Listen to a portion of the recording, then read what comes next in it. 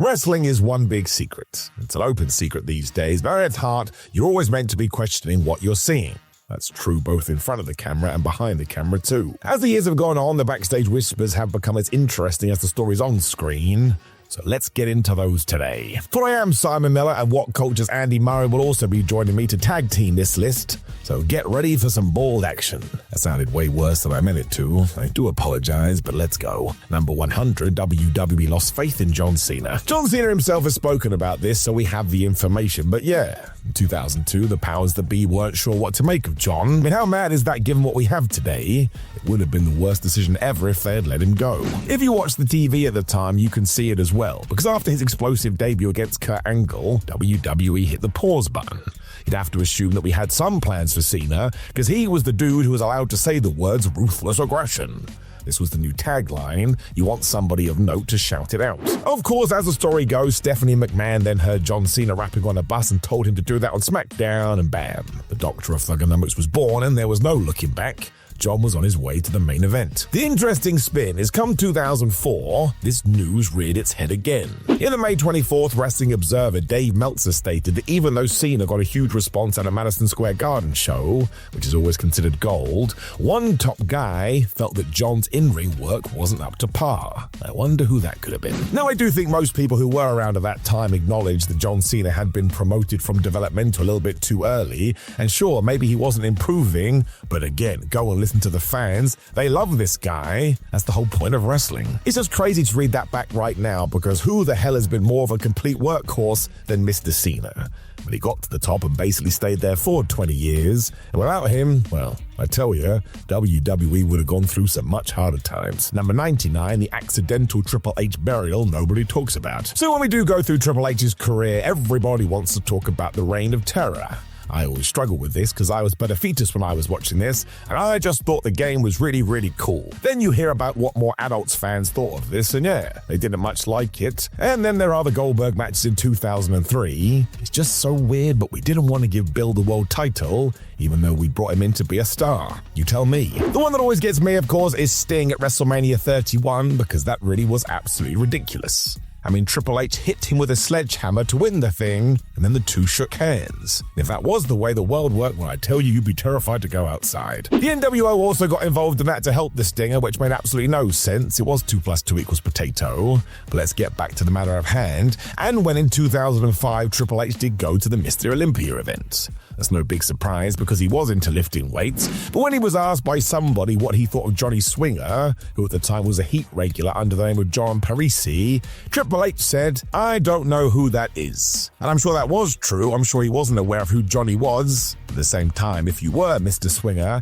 and all of a sudden you heard the most important wrestler in the company saying, I have no idea if that person even works for us, well, you would be pretty sad. Number 98, WWE turned down a charismatic UFC star. These days, WWE loves to go after athletes that are in college, hence why they started the NIL program. That's literally there to ignore what's going on in the indie scene, head to schools and say, listen, man, you definitely want to be a WWE superstar, because not only do you get to be a celebrity, but we'll pay you loads of money. Well, according to Dave Meltzer, once again of the Wrestling Observer, Gerald Briscoe, who was responsible for a lot of his scouting, once went to the powers that be and said, you need to go and get Ben Askren. In 2006, Ben became the NCAA Division I Collegiate National Champion. That's basically the same thing that Brock Lesnar did. Briscoe also felt that Askren had the charisma necessary to make the jump, and the only thing that he was lacking was the size. Given the time period, I think that's why Vince McMahon wasn't interested, even though most people considered Ben to have a marketable personality. Surprise, surprise, he then went into mixed martial arts, he joined the UFC, and that's exactly what he did. It all kind of fell apart in 2019 when he was infamously humiliated by George Masvidal, but man, could that guy ship talk. His win-loss record in the Ultimate Fighting Championship wasn't the best, so that's why maybe, just maybe, having a career in WWE would have been better, because of course the promoter would be able to decide the outcome. If nothing else, during that time, WWE was desperate to build new stars, so you'd think they would have taken a chance on someone like Ben Askren. But again, go and look at the people that were turning up on Raw. You had to be 6'4" and around about 250 pounds. Mr. Askren was not that. Number 97, Vince McMahon nearly closed the entire developmental system. By 2007, Ohio Valley Wrestling had become dysfunctional. The whole thing had been built by Jim Cornette, who realized, oh my gosh, WCW's about to close, and where the flub are we going to be in 5 years' time? There isn't going to be enough of an independent scene to support the stars of tomorrow. He was right. WWE eventually threw all this out, though, because they made a relationship with Deep South Wrestling instead, under the stewardship of one Jody Hamilton. While OVW before this was a little bit raggedy-waggedy, all of a sudden everybody was like, what the flub are we doing? Because the rumor was down in Deep South Wrestling, or DSW, they weren't even booking shows to allow talent to grow. I mean, that's the whole point. You also had Bill DeMott as the trainer, and I'm sure you've heard about his training regime. Many rookies said it was so intensive, they literally became nauseous and often threw up. There was also apparently many humiliation rituals that new recruits had to go through, including apparently taking a jelly donut from a naked Luke Gallows' ass. I think we should just move on from that. This thing was such a disaster that it was eventually shuttered by one John Laurinaitis, and they basically did this in the middle of the night. They turned up and passed on the instructions, we're taking all of our WWE equipment out of this building, and you ain't gonna get it back. This is when Vince McMahon also gave up on the whole project altogether because they could save some money. And thankfully somebody got in his ear and said, no, let's go and work with Florida Championship Wrestling instead, and they became the new feeder league. Also, that eventually would become NXT, so thank Flubbins we did this. I mean, where the hell would we be in 2025? Number 96, WWE Creative tossed ideas around for Kurt Angle. In 2006, Kurt Angle left WWE, and depending what side you talk to, you'll get a different story. Angle said he was allowed to go, WWE said they fired him. He eventually would return in 2017, as wrestlers often do. He was basically part on-screen authority figure and part-time talent. The best match of this rather bleak run, mostly because WWE never allowed him to get in the ring, was alongside Ronda Rousey, where she made her debut at WrestleMania 34 as they took on Triple H and Stephanie McMahon. The truth of the matter, though, was that Kurt Angle had just killed himself in TNA to the point his body really didn't work anymore. And you do have to give him some respect for that. He basically gave it all for sports entertainment. It did bring us that hilarious moment where he did join the Shield at Tables, Ladders and Chairs in 2017, before he retired after losing to Baron Corbin at WrestleMania. We've talked about that time and time again, so let's just move on. You absolutely should go and watch his run in TNA, though, because he arguably had a much better in-ring catalogue even than his classic matches in WWE, which is why in 2008, WWE did sit down and said across a table, maybe we should re-sign Kurt Angle, and the creative team were even told to start coming up with ideas for a potential return. Obviously, that never happened, but can you imagine if it had? Not only was Angle still somewhere near his prime, but he would have had opponents in CM Punk and Daniel Bryan. That one kind of makes me a little bit of a sad panda. Number 95, this big WrestleMania match was discussed. So get this one, my friends. You almost missed out on one of the greatest WrestleMania matches of all time. Because as WrestleMania 26 was coming together, the rumor was, because Edge wasn't going to be able to make it back in time from injury, maybe we should take Chris Jericho from that feud and put him against somebody called Teddy Long, The Undertaker. Now, that plan was almost immediately abandoned, or at least put on the back burner as a number B. It doesn't make any sense, especially because the Rated R superstar did eventually make it back for the WrestleMania build. It all coupled up with the fact that Shawn Michaels was ready to retire and walk away, and he wanted his last match to be against the dead man, so people were just put back in their regular spots. But can you imagine if we had never got that match? I mean, nobody would have moaned about it because obviously we wouldn't have known. The worst part of all of this is that the company obviously liked the idea of doing Taker versus Jericho, which was a first-time meeting, and they just did it on a random episode of SmackDown instead.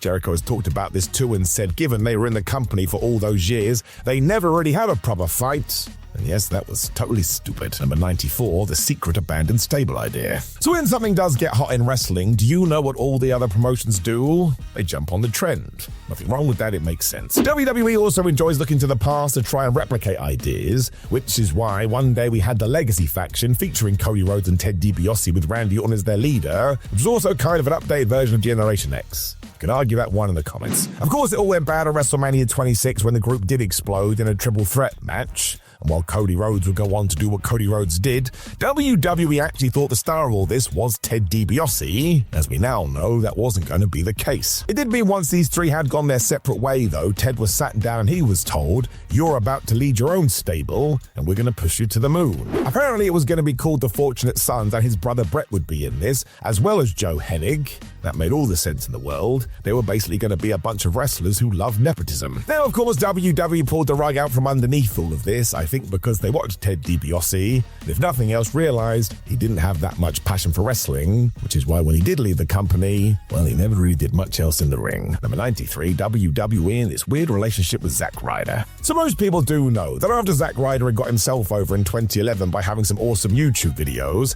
WWE felt obliged to push him because the fans were making so much noise. Deep down, though, they didn't want to do this. The whole thing was totally bizarre and a right confidence downer for the rest of the roster. Just go to show, there's no such thing as the brass ring. You either get pushed or you don't. I mean, the company quite literally proved this when they had Zack pushed down the stairs in a wheelchair. I mean, they basically killed the guy. What truly makes this totally insane is in the autumn of that year when Zack decided to put his catchphrase, "Take care, spike your hair," on a t-shirt, because when Vince McMahon saw that, he basically blew a gasket because he thought this was an advert for Spike TV that was carrying TNA programming at the time. Now, I really hope this one is a bunch of made-up nonsense because that totally makes no sense. That's like me asking if you'd like a drink and you punch me in the face because you're a Diet Coke guy. What the flub are you talking about? McMahon also apparently threatened to recall the entire line of merchandise before relenting. And honestly, if that is the case, how the hell was anyone meant to do anything in 2011? It's basically impossible. Number 92, WWE and everything with Daniel Bryan. So at WrestleMania 28, Sheamus infamously squashed Daniel Bryan in just 18 seconds and became the World Heavyweight Champion. The fans, as we know, were genuinely surprised. Now, of course, that started the Yes movement, which did take Bryan to the main event of WrestleMania 30, because the audience was so damn mad that WWE saw this guy, this indie talent, and wanted to bury him.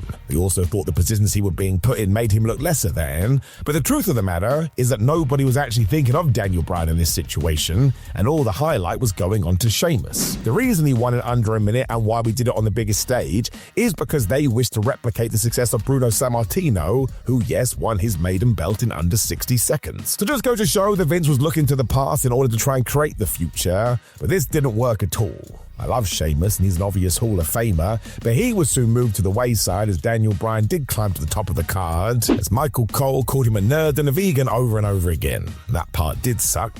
I mean, WWE didn't even try and hide their disdain for all of this. It was really rather bad. Number 91, WWE at one point did cool on the Shield. So much like the John Cena story we told earlier, most successful acts in WWE do need to jump over an obstacle at some point, and it also happened to the Shield. Let's not forget how important they've been to the industry. Look where Seth Rollins, Jon Moxley, and Roman Reigns are right now. Now we know a few years after this, the Roman Reigns project would see the whole company go in a crazy direction, because Vince McMahon was so convinced that he could be the top babyface, he was going to quite literally ignore every single fan in the world. So strange looking back now, especially given what we did get with the Tribal Chief. That's exactly what we should have pulled the trigger on years ago.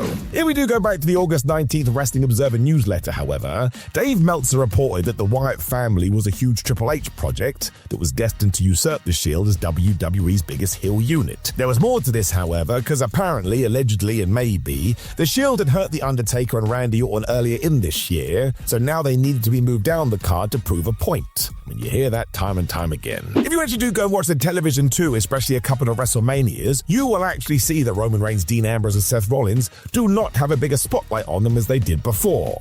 Now, of course, they got over this, and their breakup in 2014 is one of the most memorable moments of the modern day. But yes, even the Shield were able to get office heat. That included Roman Reigns as well. He even got beaten for a couple of months. So it just goes to show how things can change, and you've always got to be ready for it. I'm going to hand over to Andy now, but I'll be back in 10. Thank you, Simon, and hello there, my very good friends. Let's talk about the Radicals. Number 90, the original plan for the Radicals. Chris Benoit, Eddie Guerrero, Dean Malenko, and Perry Saturn, collectively known as the Radicals, shocked the wrestling world when they jumped from WCW to WWE. Incredibly, the foursome only escaped WCW when Mike Graham apparently threatened Benoit with a knife, thus opening up a legal avenue that even WCW wasn't dumb enough to cross. By early 2000, the internet had already sniffed out WWE's creative plans, however. The landscape was a-changing, but a carny's heart never does, and so WWE briefly flirted with the idea of a work on top of a work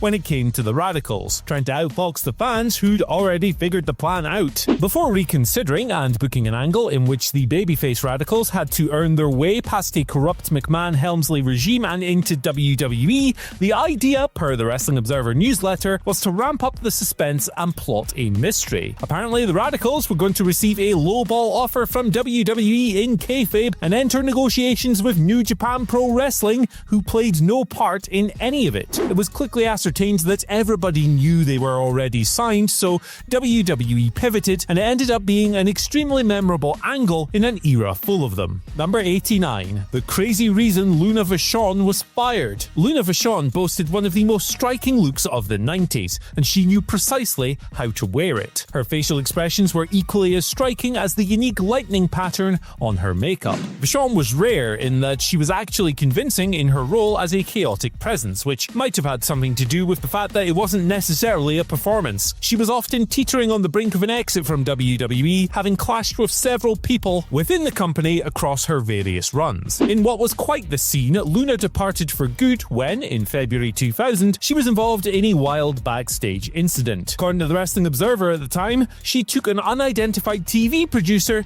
and literally taped his mouth shut. Luna claimed that she and the producer were friends and that she was just ribbing them, but the producer came forward to dispute that side of the story. It does confirm, however, that Luna Vachon is better at getting you to shut your mouth than The Miz, which takes some doing. Number 88. The bizarre return that never happened. On his own radio show, former WWE broadcasting personality Todd Pettingill told the public in May 2000 that he would be returning to the promotion to host Livewire. It didn't end up happening, evidently, but God, can you imagine? Todd was endearing in a dorky sort of way, kind of like myself?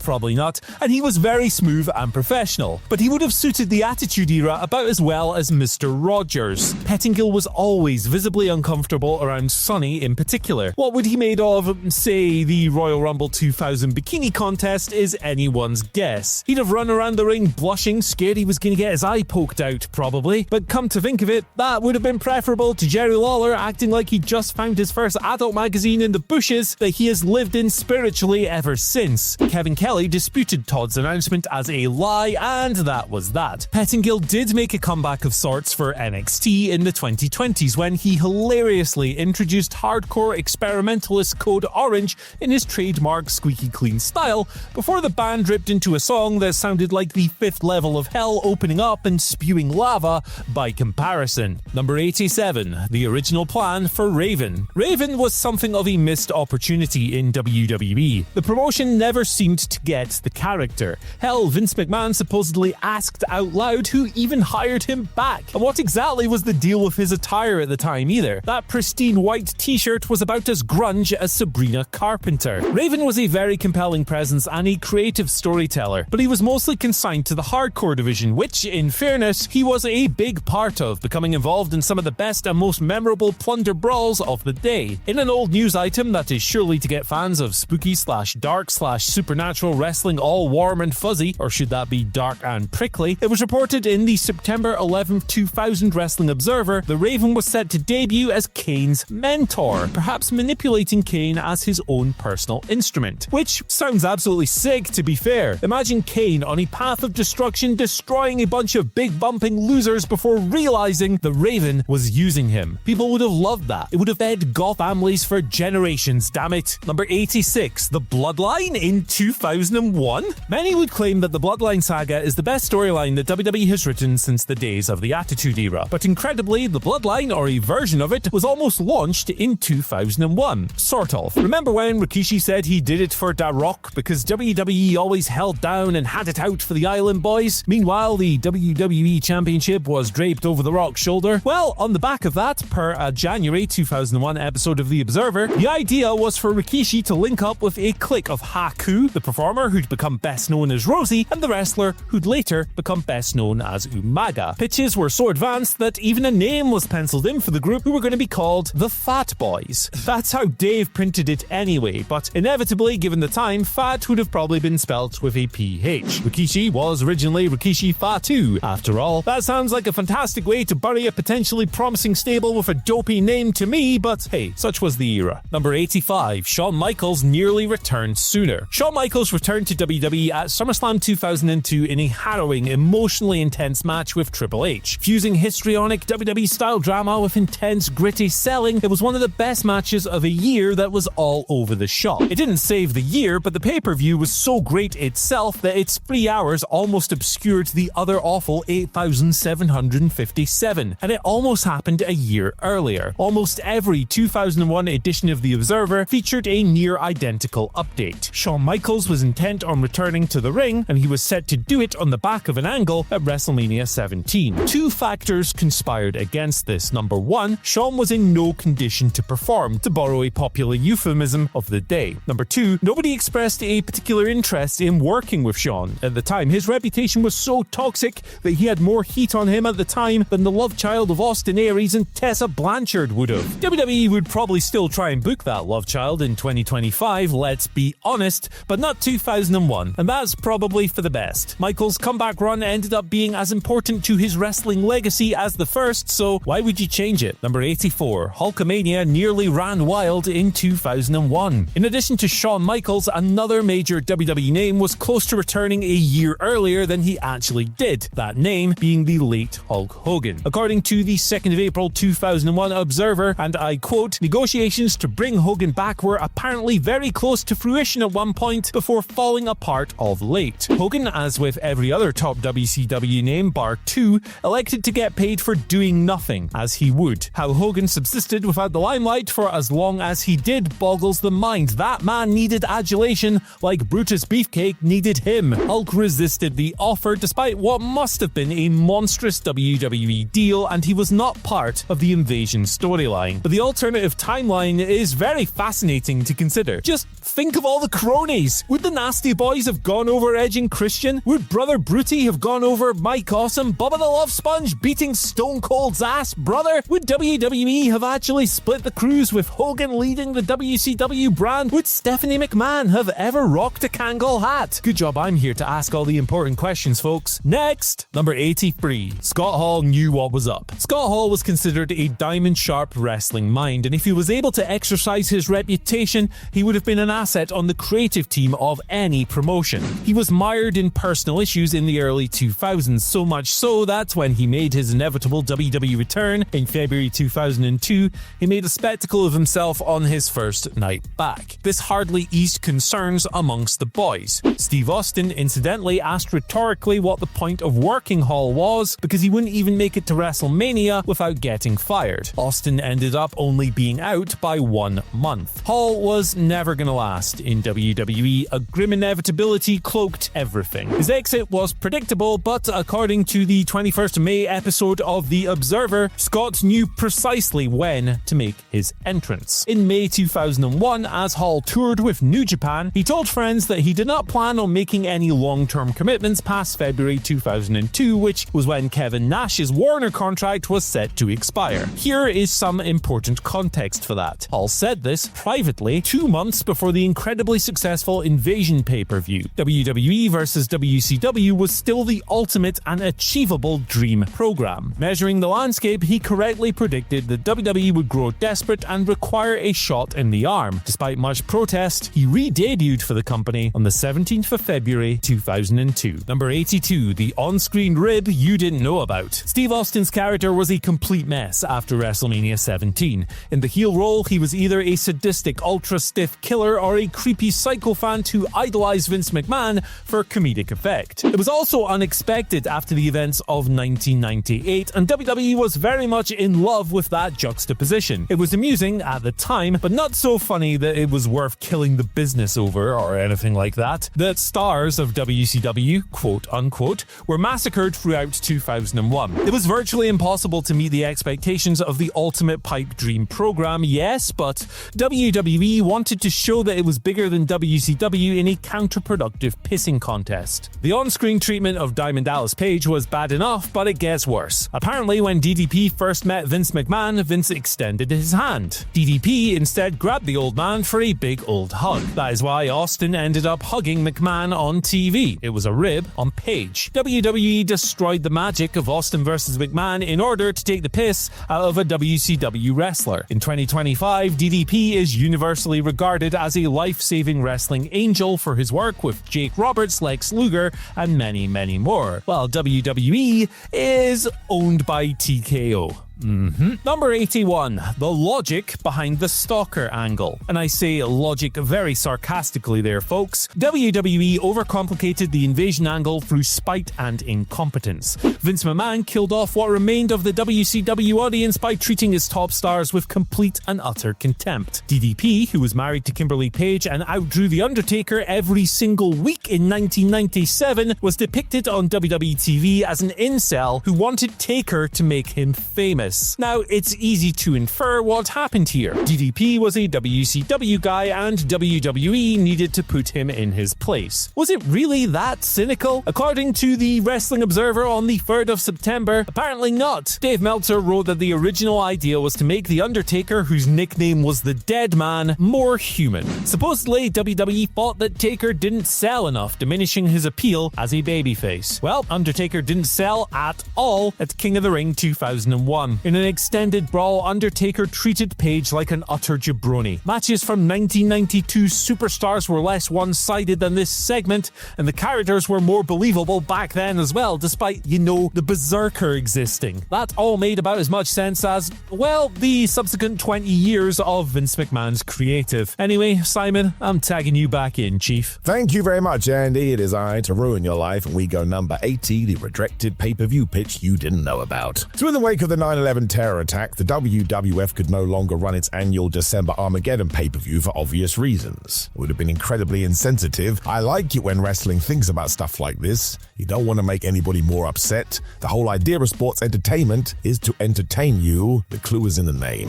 This is when Vince McMahon and co settled on Vengeance, which has always been a very generic B-level pay-per-view, but I guess that's why it ties in. It kind of feels a bit ominous, but you don't have to overthink it. Given that names are being thrown around though, somebody, according to the Wrestling Observer newsletter on October 15, 2001, was a bit like, well, listen, we bought WCW, why don't we use some of their names? Or we could bring back Starrcade, which made all the sense in the world. That was essentially World Championship Wrestling's WrestleMania. We've already talked about the fact that Armageddon aired towards the end of the year, which is when Starrcade used to drop as well, so this just seemed to be something that we should do. And then, of course, we didn't do it, because deep down Vince McMahon hated WCW and thought everything they did was crap. It's kind of stupid as well, because if you were trying to get back lapsed fans, they may have popped their head in for this. Although the WWF at the end of 2001 was so crazy, I don't think it would have appealed to those folk. You can kind of see how WWE has thought about all these properties over the years as well. I mean, unless you were down in NXT, it never made it up to the main roster. I mean, go and read up about Triple H's journey to actually get War Games there. It took a lot of effort. Number 79, don't mess with Karen Jarrett. Karen Jarrett is an incredible TV performer. You can see this in TNA, and actually I would say she's not used enough in AEW. She just knows what she's doing, and when she does see the red mist and flips out, well, you could totally believe her. You would not want to upset Miss Jarrett. Now, this may come from her real-life personality if we are to believe the rumor mill, because back in 2018, apparently Braun Strowman upset her. Now, we don't have many more details about this, but it is said Braun ignored a child, then found out it was the son of Kurt Angle, and if you don't know, Kurt used to be married to Karen, and I don't know what Karen did after this, but it ended with Strowman groveling on his hands and knees, begging for an apology. So once again, do not mess with Karen Jarrett. There's also a story about Rob Van Dam upsetting her 17 years prior, because when he was facing then-husband Kurt in TNA, he accidentally busted his face open. I assume this is still around now, but you can go and read Karen's personal blog, and oh my gosh, she buried RVD 6 feet under. Nobody really talks about this anymore, and maybe because that's the way that Karen Jarrett wants it, I'm all good with this. Number 78, the DDP run actually went worse than you thought. I will never get over how WWE introduced Diamond Dallas Page to the main roster, because he was one of the most popular babyfaces in WCW, and actually could have become WWE champion had we got this right. Instead, we turned him heel and had him be the stalker of The Undertaker and The Undertaker's wife. It was so damn crap. Go on YouTube today and watch his debut when he removes his balaclava. You do not get a reaction like that by accident. The Undertaker also destroyed him in that feud, with DDP barely getting a punch in. And go and watch SummerSlam 2001 and that tag team match. The Brothers of Destruction, I think, have a death wish out for Diamond Dallas Page. It will hurt your soul. The reason this hurts so much, though, is because Page had accepted a buyout of his WCW deal because he totally believed he could make it in the WWF and didn't just want to sit around at home. Well, as he told a radio station in November 2001, when he did decide to do all this, he lost out on $500,000. That's right, $500,000 if you want to look at it that way. Also, The Undertaker could just punch him and punch him and punch him and punch him, and then think about punching him before punching him. We did not do right by DDP. Number 77, why the WWF apparently didn't push Rob Van Dam. It is not remotely hyperbolic to state that Rob Van Dam was the highlight of the Invasion era. From the moment he walked into the WWF, everybody just loved him. He had the secret sauce. Even when ECW and WCW aligned as the heels of the program, everybody still cheered RVD, and there was a point where people were saying, just push him up the card, man. Get him out of this alliance and make him his own dude. You can even go back and watch the pay-per-view that was dubbed The Invasion, and he still comes out the other side feeling like a massive deal. And yet from that point, well, it just didn't work out like we'd expected. This also doesn't feel like the typical Vince McMahon going, well, he didn't get over in the way that I wanted him to get over, and therefore he must be punished. It actually came down to the fact that other wrestlers got a bit annoyed with RVD because they dubbed him reckless. I think there may be a little bit of truth to this. Let's just say that Rob enjoyed laying his kicks in, and given that he was a quote-unquote ECW outsider, well, the WWF roster did not like that. Once again, the Wrestling Observer newsletter had some stuff on this in their December 6, 2001 issue, when, yes, he bloodied up and possibly concussed Booker T at a Tulsa, Oklahoma house show, and, well, that was that. People then got in Vince's ear, and you can see it happen on the TV. Even though the pops get louder, RVD's push did not. Number 76, Kevin Nash predicts the future. Much like his best friend Scott Hall, Kevin Nash was a very savvy business mind when it came to the wrestling industry. Some would also call him a ruthless political operator, and there are plenty of stories from his backstage run in WCW. At his sharpest, he knew exactly how to make the most money by doing the bare minimum. And he brags about this on his podcast today and tells other wrestlers to do it. I mean, you can't fault it. Wrestling is a pretty tough old gig. If you really want an example of this, you should go watch his TNA run, because even though Nash did do some great stuff there, I don't think he ever falls down once, and if he did, you bet your ass you were paying for it. And let's jump forward to the decade of the 2010s right now and talk about something all fans roll eyes at, the part-time era. We all knew that we'd get to WrestleMania season, the likes of Brock Lesnar, Shane McMahon, or even a Batista would turn up to have a few weeks of wrestling before they went away again. And while it made sense for some, others, who were meant to be full-time performers, well, they had an eyebrow squarely raised at them. This didn't feel right. And do you know who actually predicted this before it happened? Well, if you said anyone else but Kevin Nash, you weren't listening. Because back in late 2001, Nash was telling WWE, given what he had done in the business and how much he'd like to do going forward, he is not going to work a 180-day plus schedule. And in fact, if we could come up with some kind of part-time calendar, that would be way better for him. Or essentially what he used to do in his territory days, 3 months on, 3 months off. Now, of course, Vince McMahon said there was no way they could do this, and wrestling would never be able to accommodate such an idea. Then Brock Lesnar showed up, and the rest was history. So once again,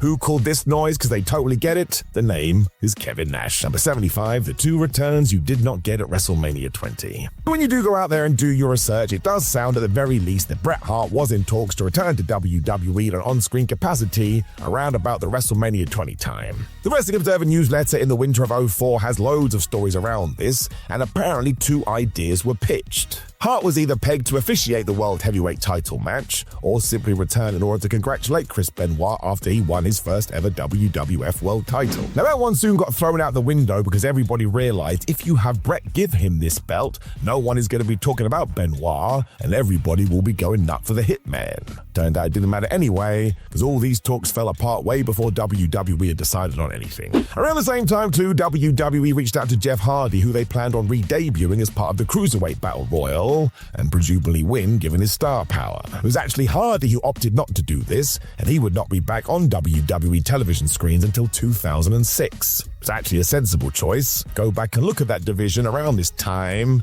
It absolutely sucked. The real reason for that, though, is that in 2004, Hardy was not interested in going to rehab. When WWE told him, well, that was a make or break, well, he just went and did something else. No WrestleMania for him. Number 74, WWF New York sets a record. If you do not know what WWF New York is, mostly because it's long been out of business, it was actually a WWF restaurant/nightclub that was located in Times Square, New York City. If you are now looking off into the distance and thinking how much that must have cost in rent, you bet your ass the WWF paid a fortune, and this place never made a lick of money. Kind of stupid. Of course, it was mostly an experiment to tell everyone, look how popular and mainstream we are now, and it's why they also wanted to set up a theme park. They even bought the land for that thing, but it didn't go anywhere. Now, of course, the WWF had to go and hire a chef to cook some food. You couldn't just pretend there were meals in this place. And apparently, this did not go well at all. In December 2001, the vastly acclaimed and influential Zagat's Restaurant Guide awarded the WWF New York the lowest score for food in the entire history of the publication. It also scored terribly when it came to hygiene, so essentially, if you went here, you were probably going to get poisoned. That was not the main reason to go feast here, though, because you could actually get meals or snacks such as curtain jerk chicken, the hurricane ramen, the pulled pork express, a Samoan pizza, and for dessert, a rocky road to WrestleMania. If you now hate life a little bit, don't worry, I do too. Number 73, the little-known developmental shoot fight. WWE developmental has taken on many forms over the years. You've had NXT, OVW, Florida Championship Wrestling, and the worst of them all apparently, Deep South Wrestling, where the training was said to be horrific. For a short period of time as well, the Heartland Wrestling Association was also used as a feeder system, and there, in December 2001, we got a bit of a shoot fight. Once again, the Wrestling Observer newsletter from December 24th had the details, and after Rikishi had teamed with the Island Boys to take on Ross McCullough, Elix Skipper, and Haku, well, halfway through the thing, it all fell apart. For some reason or another, Russ refused to let Rikishi go, even though they were going to do the old spot where an opponent slips out and the two tag team partners accidentally smash each other in the face. Haku somehow knew that Russ wasn't cooperating, mostly because he has a sixth sense when it comes to wrestling, and even though he tried to soften the blow, well, he still booted Rikishi right in the head. Haku was Haku, man. He always laid it in. Rikishi was totally pissed off by this point, and he wasn't going to go and do anything to Haku, so instead he found a plastic chair, and he smashed it into Russ's head as hard as he could. Bless this Russ as well, because he just decided to run to the back, the match was abandoned, and to this day, nobody knows what the flub he was thinking. Number 72, the very strange Triple H interview. Now, while lots of people will say it was a different time, man, that doesn't make it any better, and a lot of the stuff that Howard Stern did in the past, well, it's just completely offensive if we are going to be honest about it. A lot of what they talked about should be kicked into the ether. If you do go back to January 2002, Triple H did turn up to Howard Studios, and look, let's be fair, the WWE did have a good relationship with that program, so it wasn't just Triple H doing this, it was a lot of them. This was also around the time when Triple H was associated with Chyna, and of course, because she had some masculine features, Stern decided that he would joke whether or not Chyna left the toilet seat up, and whether she was into anal intercourse. I'm sure you can figure the rest out, and if you know the story of Joni Lawler, well, it's absolutely despicable this was even brought up. Now we have to give some credit to Triple H because he is quite clearly displeased about this, but doesn't really understand how to get out of it. And yes, during the same interview, Paul Levesque also admits he started seeing Stephanie McMahon before he broke up with Chyna. Now, I don't really want to get into that because that's people's personal lives, but you shouldn't be making comments like Howard Stern did. Just let people live their lives, man. The real world is hard enough. Number 71, a Nick's Dream Feud. So here is something that should get your brain going crazy. Kurt Angle versus Ken Shamrock in a dream match. I mean, the one thing we know is that it absolutely would have ended with an ankle lock. But what if it didn't? Now, most people would imagine this would have been really good, especially because Ken Shamrock was really good at pro wrestling. He was the most intense man ever, and actually opened the door for that more MMA character. He was so legitimate, all of a sudden wrestling fans were like, yep, we'll take more of that. And it did kind of help Kurt Angle when he came along in 1999. Given that the WWE was also a fan of the Lions Den cage match stipulation around this time, that could have been cool, and apparently it nearly happened. We go to the Wrestling Observer newsletter from March 11, 2002. Because the powers that be apparently reached out to Shamrock, who they thought could further coax out Angle's more serious side. But to tie into an earlier entry, Ken said, well, that sounds great, but I want a part-time schedule. The WWF, as it was at the time, turned around and was like, we don't need you that badly, and the idea was dead. Does that make anybody else mad? It does me. We should have just done it. Now let's pass back to Andy. Number 70, Chris Jericho's good, doomed idea. The Triple H vs. Chris Jericho program of 2002 was damn atrocious. Triple H, not for the first or last time in his career, ruined it by refusing to show any vulnerability or weakness, which is what you're meant to do in order to make the comeback mean a damn thing in the end. Triple H and Stephanie McMahon split up on screen when she attempted to trap her hubby with the classic fake pregnancy scheme. After it was revealed that this whole thing was a ruse, and and the former lovers started trading jabs, Triple H assured fans that he had a huge willy and that Stephanie, actually, let's leave that one 23 years ago. Chris Jericho had a much better idea, one that might have made him look like less of a pitiful dog-walking geek. According to The Observer, he pitched that he and Stephanie were embroiled in a torrid affair all along. Triple H evidently did not go for this, because why would Stephanie go with anyone else but him? He's Paul Levesque, pillar of manliness, masculinity, and loving the Iron Cross a little bit too much for comfort, damn it. How could Chris Jericho possibly compete? It wasn't the first time that Triple H would come off cripplingly insecure, and it wouldn't be the last either. Number 69. Vince McMahon played along at first. 3 months after purchasing WWE from his dad, Vince McMahon promoted an NWA World title match between Ric Flair and Playboy Buddy Rose on behalf of the Portland territory. The 1982 promo, which can still be found on YouTube, is fascinating on multiple levels. Firstly, it helps not to reduce and simplify history. Vince destroyed the territory system, of course he did, but he didn't squat over the map and take a dump on it immediately. He took over WWE with the pretense, at least, of upholding the old collaborative value system. Also, his pained depression and stilted insincere delivery is something to behold. It is as if, even when pretending to be nice, when pretending to be a team player, Vince is incapable of hiding his contempt and his sinister motives. Further, it is thoroughly bizarre for him to even refer to Ric Flair as the world's champion. It wasn't just that WWE for years had booked its own world champion and wanted you to buy into him as the real deal. Worlds, with the possessive apostrophe and all, was very much the NWA way of putting it, and still is. Number 68. The real reason Jimmy Snuka was demoted. Nobody with an investigative bone in their body ever bought the story that Nancy Argentino, the girlfriend of Jimmy Snuka, accidentally hit her head on a rock and passed away overnight on the 10th of May 1983. The prevailing speculation was, allegedly, that Snuka was responsible for her death. The coroner determined that her injuries resulted from a domestic abuse incident, but no charges were ever filed, and the Allentown, PA Police Department ended up dropping the case within weeks. There was no significant public pressure on Snuka, who can thank the perception of pro wrestling for that. Since nobody cared about the sport nor took it seriously outside of local media, the story was only ever covered by a single New York paper spanning a few paragraphs. While more than one member of a 23rd of May Madison Square Garden crowd screamed that Snuka was a murderer from the stands, Jimmy, a genuine in-ring sensation and unreal physical specimen, was still over as hell as WWE's top drawing card in 1983. Indeed, the famous moment, the leap from the top of the cage, happened in October that year. After Nancy passed away, Snuka missed only a single WWE date and wrestled in the exact same state just 3 days later on May 13. So why was he not the face of Vince McMahon's WWE? While WWE did hold concerns over Snuka, he was a liability. Of equal to importance to McMahon was that Snuka had just turned 40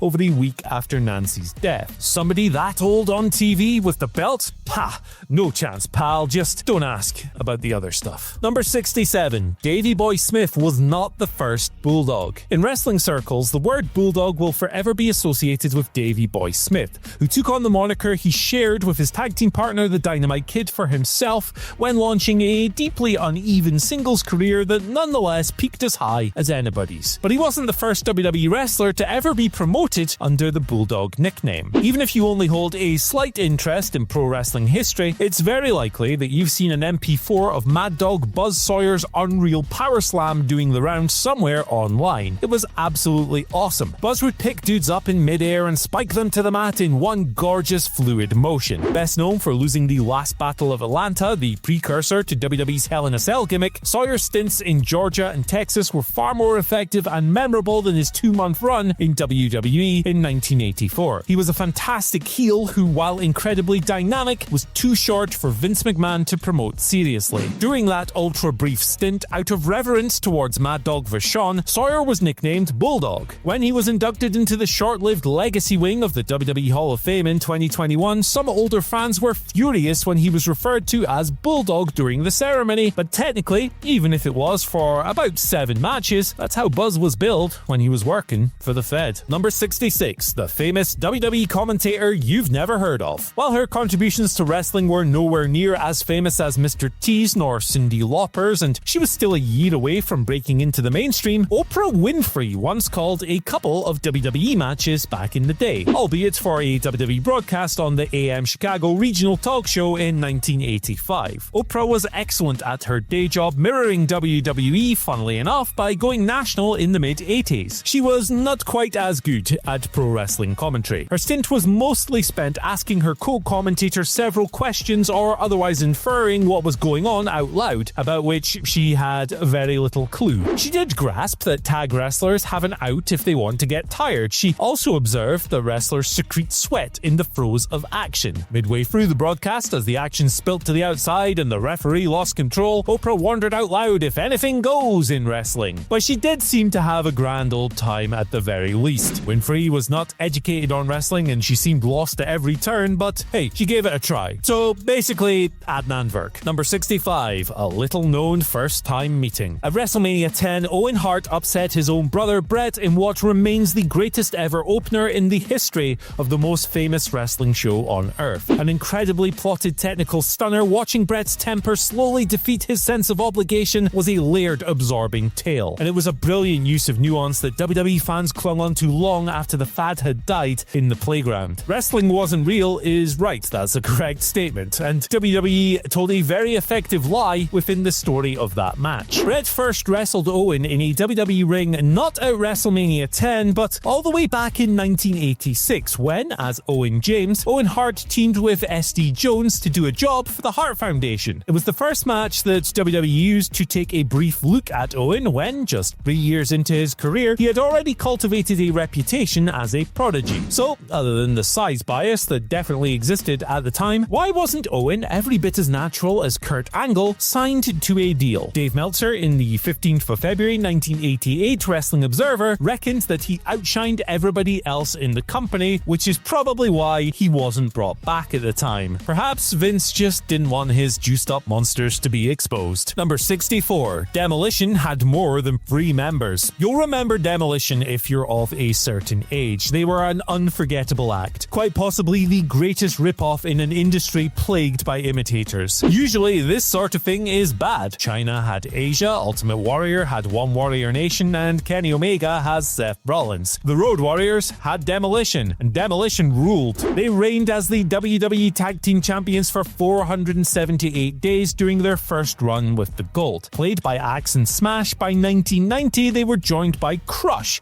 who shared the third title reign by default. He was drafted in to deputise for Axe, who had been suffering from health problems and wasn't medically cleared in May through July. Crush was known as the third worst member of the team, but there was actually a fourth, technically. The role of Smash was originally played in 1987 by the former Moondog Rex. He was pulled from the team after just 3 matches because the fans recognised him under the leather and paint and refused to take the new act seriously as a result. WWE's plans for the team were too big to risk humiliation. If it worked, and it did, why wouldn't they have wanted to draw Road Warriors money? But poor Rex was at least put under a mask and given a chance for a second repackage. Number 63. Look Who's Jobbing. Remember in 2007 when Steve Blackman returned to WWE on Raw 15 and looked like he'd stepped into a cryogenic chamber in 1998 before simply thawing out? He actually looked great a decade before gaining minor fame as well as the weirdly endearing karate guy and head cheese from the Attitude Era. People seemed to gravitate towards Blackman for some reason. He wasn't the most charismatic, but he could have easily starred in a So Bad It's Good 80s martial arts film. He was a legitimate dude, a real tough guy, and perhaps people sensed that about him. Also, the doomy riff to his entrance theme was pretty cool too. Basically, Steve Blackman was just a bad mother.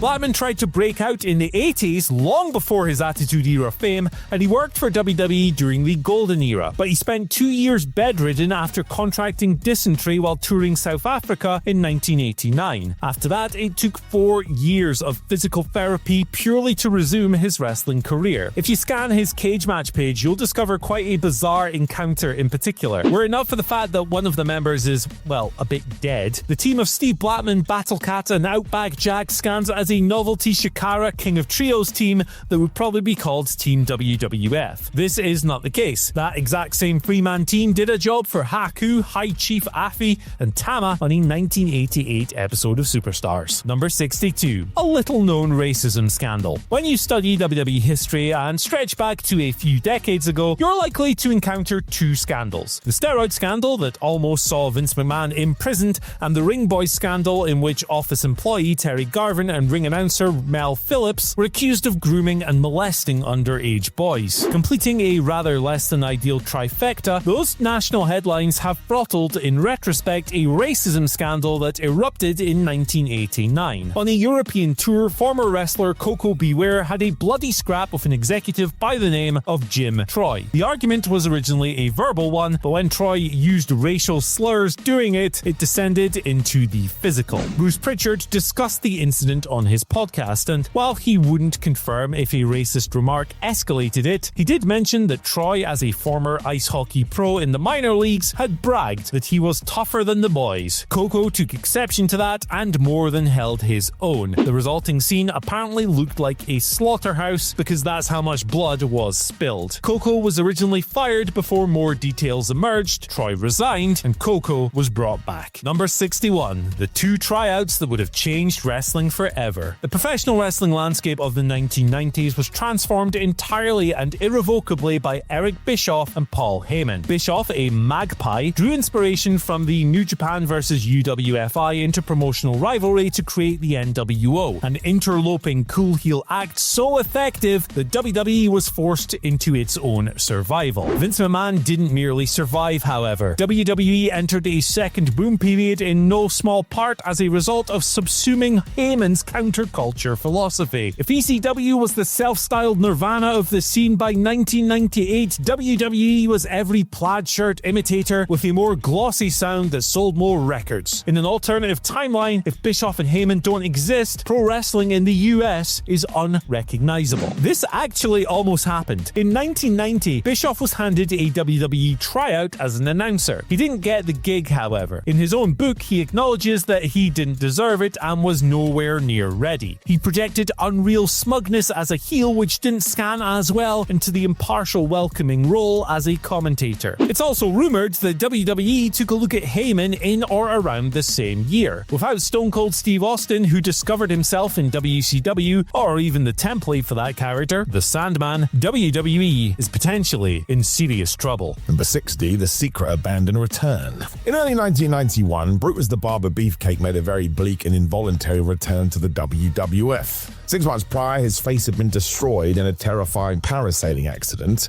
and he had to have surgery to fix it. For a while, Brutus lost the use of his jaw, couldn't breathe on his own. It was really scary stuff. Because of his wrestling, he still returned, and we just stuck a mask on him. It would protect him as he embarked on a story where he tried to get revenge on heels that cheated. Earthquake and Rick Martel felt his wrath, because he would headbutt them with the idea his repaired head was more metal than man.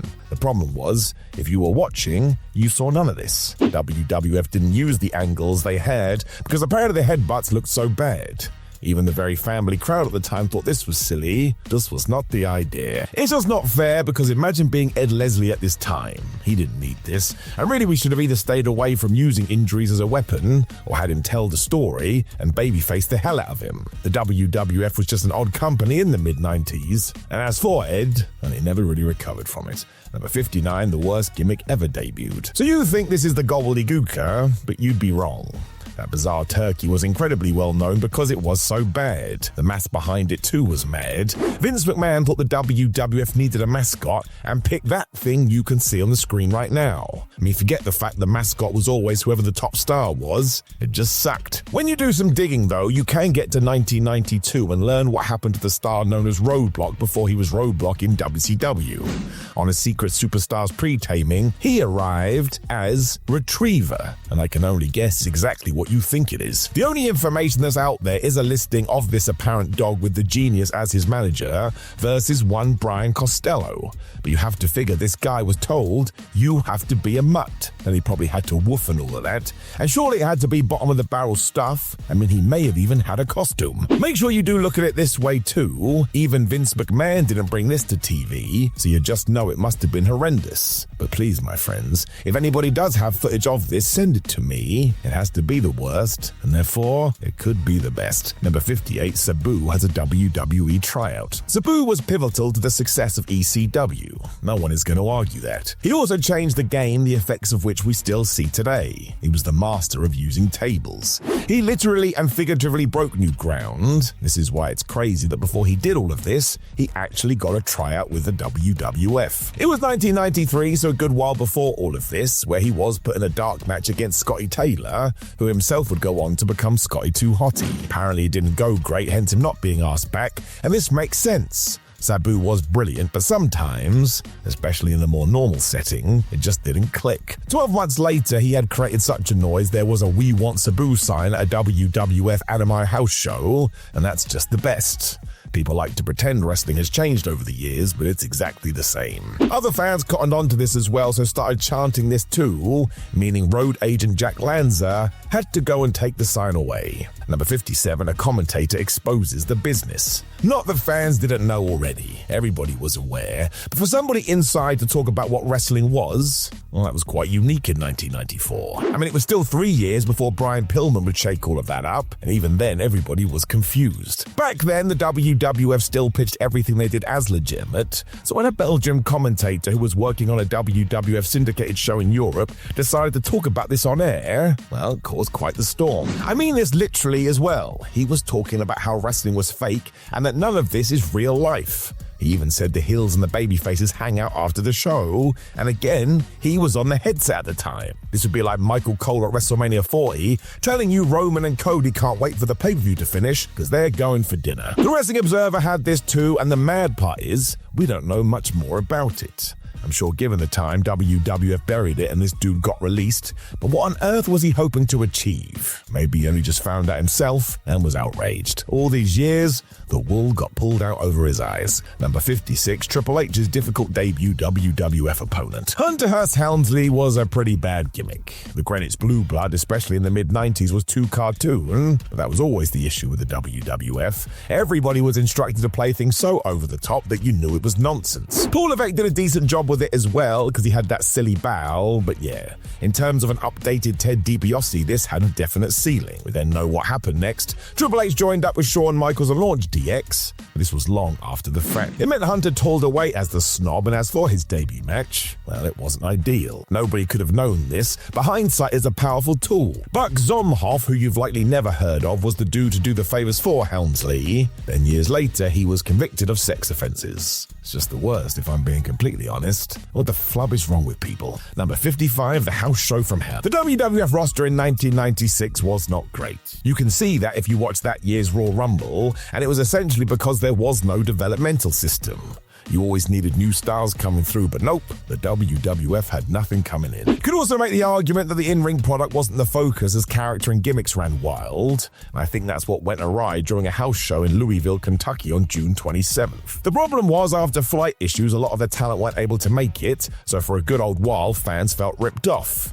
They paid money for a ticket, and they didn't think they were going to see anyone that was deemed a big deal. I mean, put it like this. Duke the Dumpster Droese and Aldo Montoya were thrown into the ring for 45 minutes. That's longer than most WrestleMania main events. They even had to work 2 matches to make it seem like they weren't stalling, and amazingly, it saw Duke go heel and win round 1, when Aldo instantly got his win back in round 2. I mean, even I think that's ridiculous. The rest of the crew eventually turned up, but no, the fans were not happy, and really, this could have gotten bad. Number 54, it was almost Hammer time. We could say that nepotism is rife in pro wrestling, but that would be unfair. It's rife in life, and this makes sense. Why wouldn't you use this if your parents had the inroads? It's very unlikely you're going to try other means to get the contact details of someone when the phone number is already on the table. So in 1997, when the WWF roster was still poor, Mark Merris saw an opportunity to get a tryout for Van Hammer, who you may know from WCW. If you need evidence, just go Google any of his matches. It doesn't take long to figure it out, although to be fair, he was jacked. Even with all this, Vince McMahon still watched and decided this was a no-go,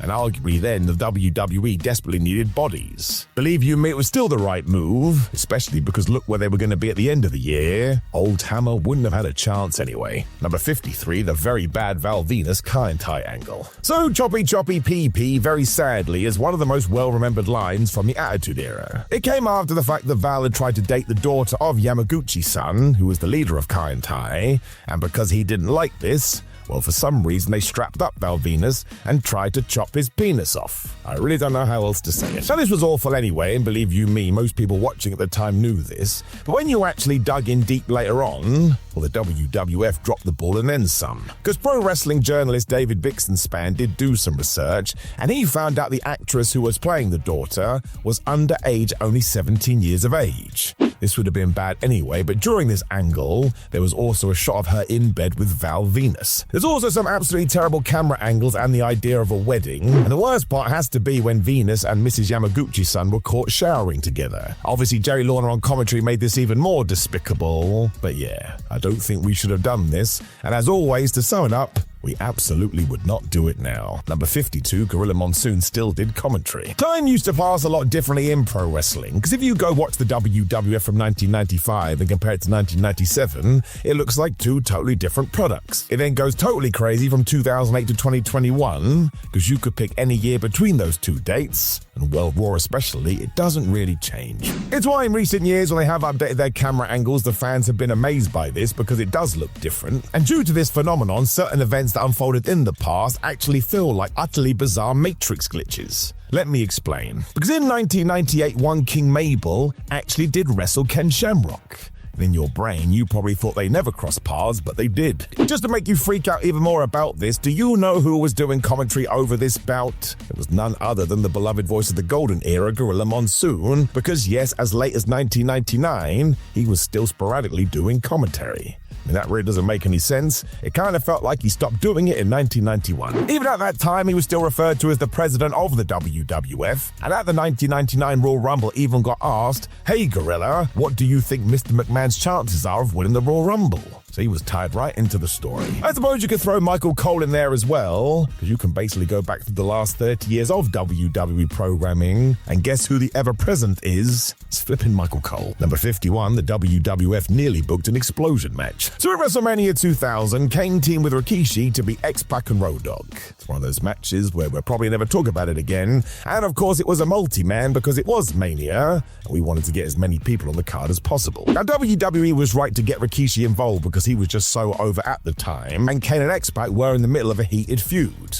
As for the Road Dogg, well, he was kind of just there. Going back to that program between the Big Red Machine and the Master of the Bronco Buster, though, somebody at one point was like, well, why don't we try and add something to this, or actually have a match under exploding deathmatch rules? Now, Mick Foley had constantly pitched for this, but Vince McMahon had said no, and as you could figure out, this one got told no too. Ultimately, it's way too hard to do this indoors and not get in a lot of trouble with the building supervisor, and in many ways, I guess you could say that's a pity, but look what happened when AEW tried it. It did not work out. Also, I don't actually want to kill wrestlers. I don't think that's the point. Tagging Andy back in. Thank you, Simon. Here we go again, folks. Number 50. Shane McMahon got weird. Shane McMahon had quite a bizarre interest back in the Attitude Era. A quite disgusting interest, actually. Before Stephanie McMahon underwent augmentation surgery, she was interviewed alongside her brother in 1999 by Michael Landsberg on Off the Record. Landsberg asked Steph if she would ever do what Deborah does. When he was asked to elaborate on that, Landsberg merely said puppies. It's unclear whether he was asking Stephanie if she'd ever get the operation or just be a bit more revealing, but in any event, Shane interjected. "They're just small puppies is all," is what he said, and then, bafflingly, he also offered, "They're cute." A reminder, Shane and Stephanie are related by blood. Shane did not stop where he shouldn't have even begun. 2 years later, when appearing on the Opie and Anthony show, he was asked about his feelings on Steph's enhanced area. Now, he didn't exactly say, "My sister's boobs are sick, totally diesel," but he wasn't too far away with his appraisal. Bloody hell. Stephanie's implants, according to Shane, and this is real, are 2 good reasons to tune into SmackDown. Again, he is talking about his sister. Number 49. Albert gets the boar off his back. It can't have been very nice being Albert in the early 2000s and late 90s. He might have thought that he had made it in WWE. He was a big old old bastard who could actually move around the ring a bit when his hoss peers really struggled, and he joined WWE when work rate was low on the list of priorities. In fact, the early Attitude Era undercards were reminiscent of war crimes. And then a certain chant haunted his career forever. Albert. Half sung in the exact same cadence as the old boring chant, every single Albert match played out against the almost flat, toxic, deflating, and distracting atmosphere that this chant created. If there's such a thing as a worse atmosphere than a WWE Thunderdome match, then, well, it was an Albert match. According to the September 9 Wrestling Observer, by 2002, Albert had had enough, and you can hardly blame him. At a house show in New Haven, in response to the other chant that meant not a soul could actually pay attention, "Shave your back, shave your back," Albert turned around, pulled down his trunks, and mooned the audience, which promptly shut them the hell up. Fair enough. Number 48. Edge was buried for doing what he was told. WWE business flatlined in 2002, and it didn't matter what they tried to do. They put Hulk Hogan vs. Ric Flair on free TV, and it didn't draw a number. They had Hogan as over as anybody at WrestleMania 18 as champion. When that bombed, they booked Brock Lesnar to bloody Hogan and beat him clean in the middle. That didn't bring back the glory days either, and it was only in 2005 that WWE created two new leads that were capable of reversing the dismal business. 2003 was another bad post-wartime year,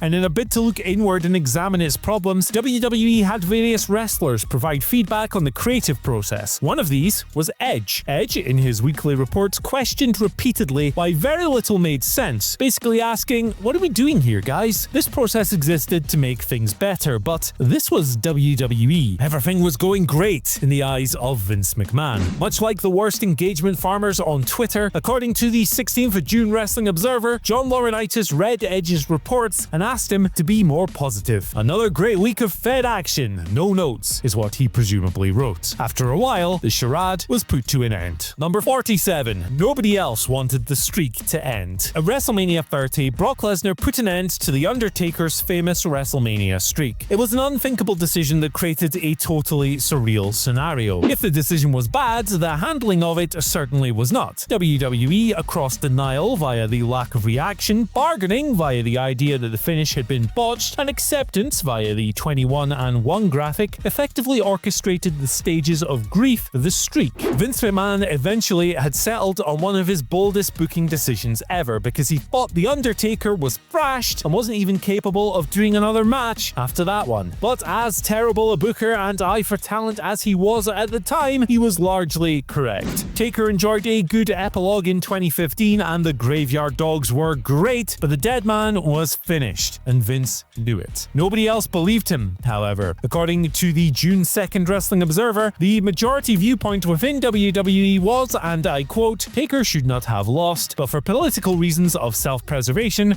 nobody expressed this to Vince McMahon at the time, nor since." Number 46. Did WWE try to screw New Japan? Paul Levesque and WWE seemed to want to do something with NJPW in 2015, and the use of Jushin Thunder Liger was the key. After getting the legend on board to work TakeOver Brooklyn, subsequent moves were made. According to then New Japan chairman Takaki Kidani, those attempted moves were cynical in the extreme and inspired by the old playbook. Kidani stated in October 2015 that WWE had approached New Japan about using footage for the WWE network. Kidani surmised that WWE's intentions were nefarious. He said, "This type of proposal just shows that they don't see us as competition. Play New Japan footage on the network, see if any of our wrestlers gain popularity, then buy the wrestler out. It's a very obvious strategy." Kidani was incredibly astute with this. This is precisely how WWE launched the national expansion in the early 1980s. The stars of the territories were piloted, enjoyed the new national exposure, and were then recruited to WWE after their old promoters thought they were being done a favor. Fortunately for all of us, NJPW shut that nonsense down immediately and launched their own Western expansion. The irony being that the wrestlers did gain popularity, Kenny Omega in particular,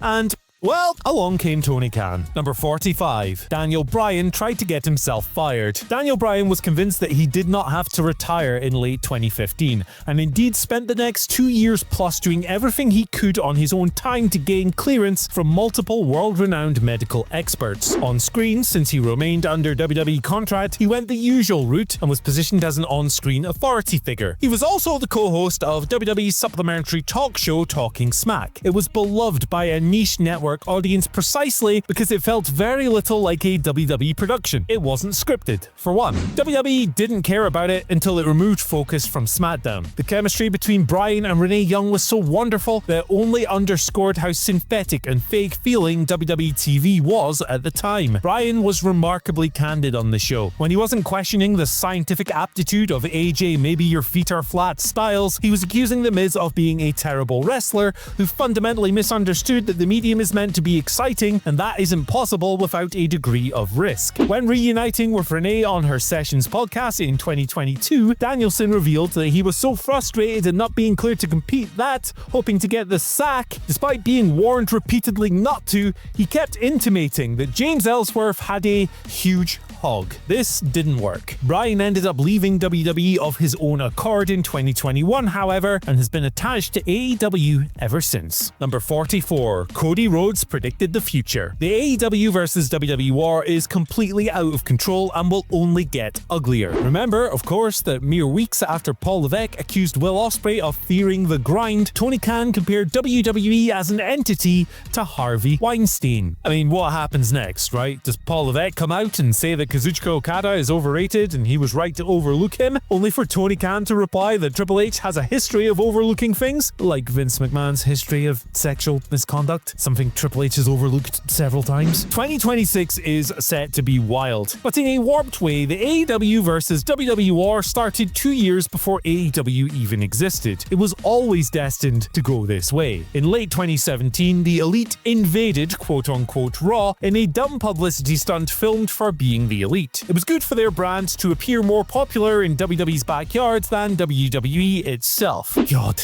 a lot has happened in these 8 years since. WWE fans actually like WWE again, for one. Jimmy Jacobs, a friend of the Young Bucks, worked as a creative writer for WWE at the time. He took a photo with them, which was uploaded to Instagram, and he was let go as a result. In a premonition, as recounted by the Young Bucks in their autobiography, Cody turned to them and said, "You guys realize we're at war with them, right?" In 2017, Cody Rhodes probably didn't know how right he was. Number 43. The reason for the McMahon televised apology. In December 2018, after a catastrophic year of poorly received creative, the McMahons pulled a mighty publicity stunt. They entered the ring on Monday Night Raw and apologized for how dire the product had been. Well, Stephanie did. She said, "We haven't been doing a very good job for you lately," after Vince had put himself over as a brilliant man who, rattled by what chants, declared that he didn't need the help of an audience he was meant to appease. The storyline heat was shifted onto heel authority figure Constable Corbin, who was only reading Vince's dire last-minute scripts all along. WWE never really did improve after that. 2019 somehow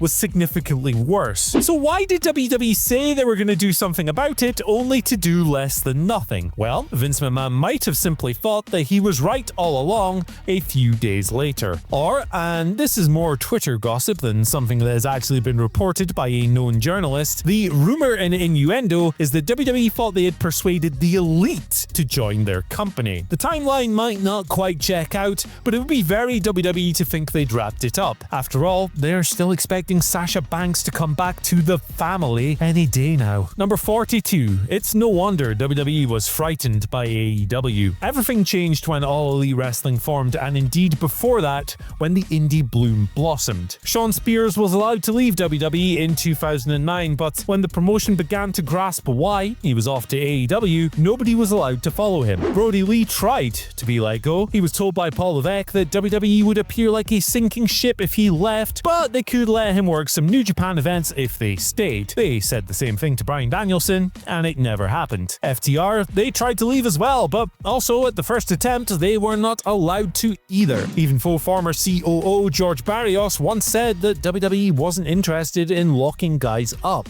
According to a report in the July 15th Observer, you can understand, without condoning, WWE's paranoia. Dave Meltzer wrote, Roman Reigns is one of the very few people in WWE who hasn't inquired to AEW. That's how bad WWE was in 2019. That's how wild it was when a new mainstream outlet had formed offering major league money to top stars. What would WWE look like if the wrestlers were allowed to simply leave outright? AJ Styles was one such wrestler who leveraged AEW's interest into a bonza new WWE deal. You'll remember the club, fired in April 2020, were persuaded to sign because WWE, in their words, will always be here. Sound like a bunch of cult leaders to me. In an incidental trivia note, the Elite half entertained the idea of launching Dynamite with an Elite vs Bullet Club feud stemming from a New Japan New Year Dash 2016 when they thought they had a legitimate shot at signing AJ. Now, as I record this, we are looking at the possibility of Mr. Styles' contract with WWE running out in early 2026. Who knows what will happen,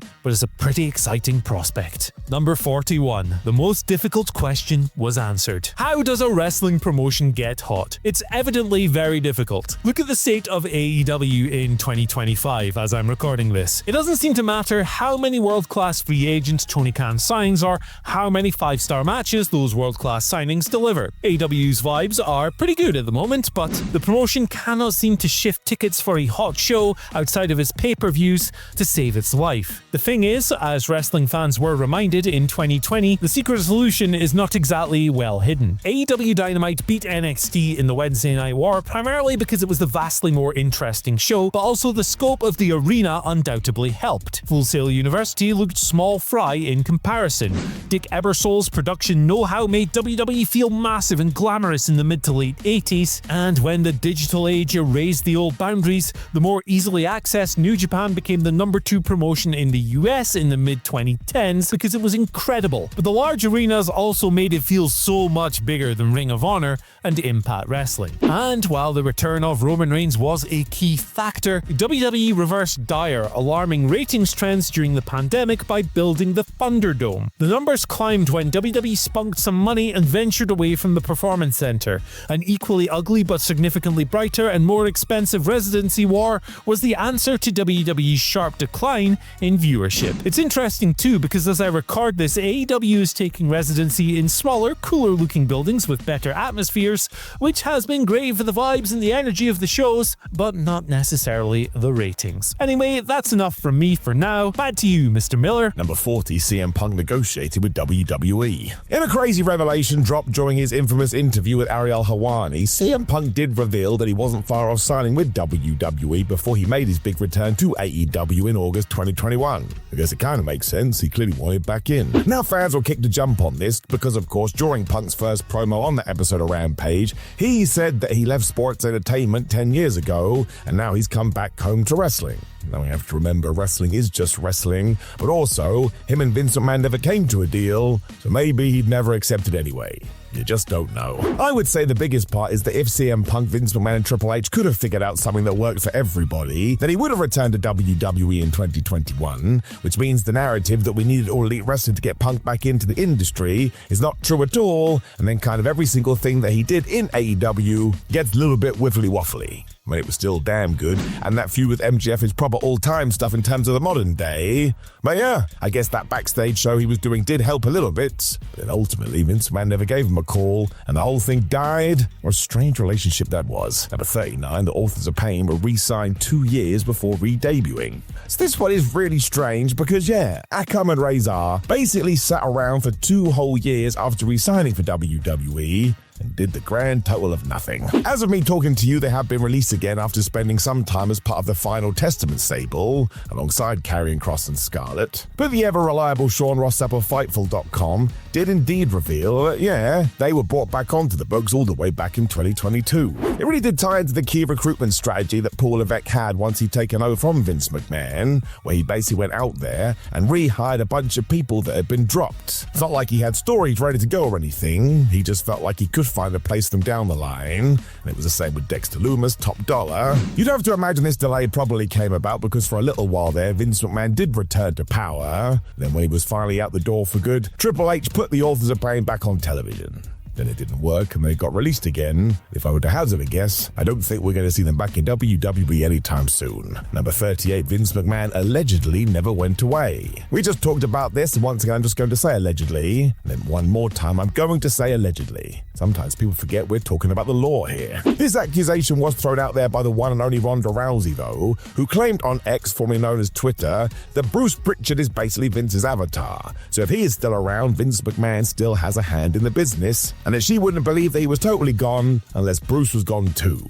I mean, that is quite the statement. Now, there is some truth to this in the sense that various outlets did report that between the TKO merger and his permanent departure, Vince was still overseeing things backstage. You can see that on the television as well. Remember Brock Lesnar versus Omos at WrestleMania 39? I do not think Triple H booked that. You could see other tweaks that were made as well that kind of made the stories a little bit confusing because it was two people trying to pull the company in separate directions. And even though Ariel Emanuel had said that Vince McMahon would always be in charge here, in the summer of 2023, they did make a decision. Vince was moved to stage left and Paul Levesque got the nod. It is most definitely not true nowadays, which some people seem to think that it is. Could Vince McMahon make a return to the company one day? Well, it is pro wrestling. I'd never say never. Number 37, the WWE is still WWE. So this goes back to the crazy WrestleMania 40 journey that eventually did see Cody Rhodes finish his story when he defeated Roman Reigns after his 1,316-day title reign. Of course, a few months before all of this and Cody winning the Royal Rumble, we made a right pivot on SmackDown when The Rock walked to the ring. Cody decided he would volunteer his main event spot to the Great One when finally, we were going to do The Rock versus Roman Reigns. The internet then decided they didn't want to see this, and they did want to see Cody versus Roman. So for the next few days on Twitter, the world melted down, and nobody really knew what to do. Now, of course, the answer to all of this was The Rock to turn heel in a proper master stroke to become the final boss, and he even beat Rhodes during the Saturday Night main event, seemingly to set up a clash at WrestleMania 41 that never actually happened. It's very, very strange. The reason we throw it in here, though, is that even though Paul Levesque was now in charge, this was the most Vince McMahon thing ever. You come up with an idea, you sort of pretend that you know how the audience is going to react, and then when it all falls down, you have nothing else to do but to do shrug emoji and book the thing that you were going to do anyway, even though you tried to book away from the thing. Now, WWE did make a YouTube documentary about all this, but I would take it with a pinch of salt. Let's enjoy the good stuff here. The Rock was awesome in that role, and seeing Cody finally become the WWE champion, well, it did feel like a massive deal. And if you were going to do it anywhere, WrestleMania 40, given the anniversary, was the time. Number 36, Kenny Omega's wild pitch to make the WWE main roster. In 2011, Kenny Omega sat down with Colt Cabana on the Art of Wrestling podcast to discuss his career, journey, and hopes. It's always worth a listen because Omega is so damn good in interviews,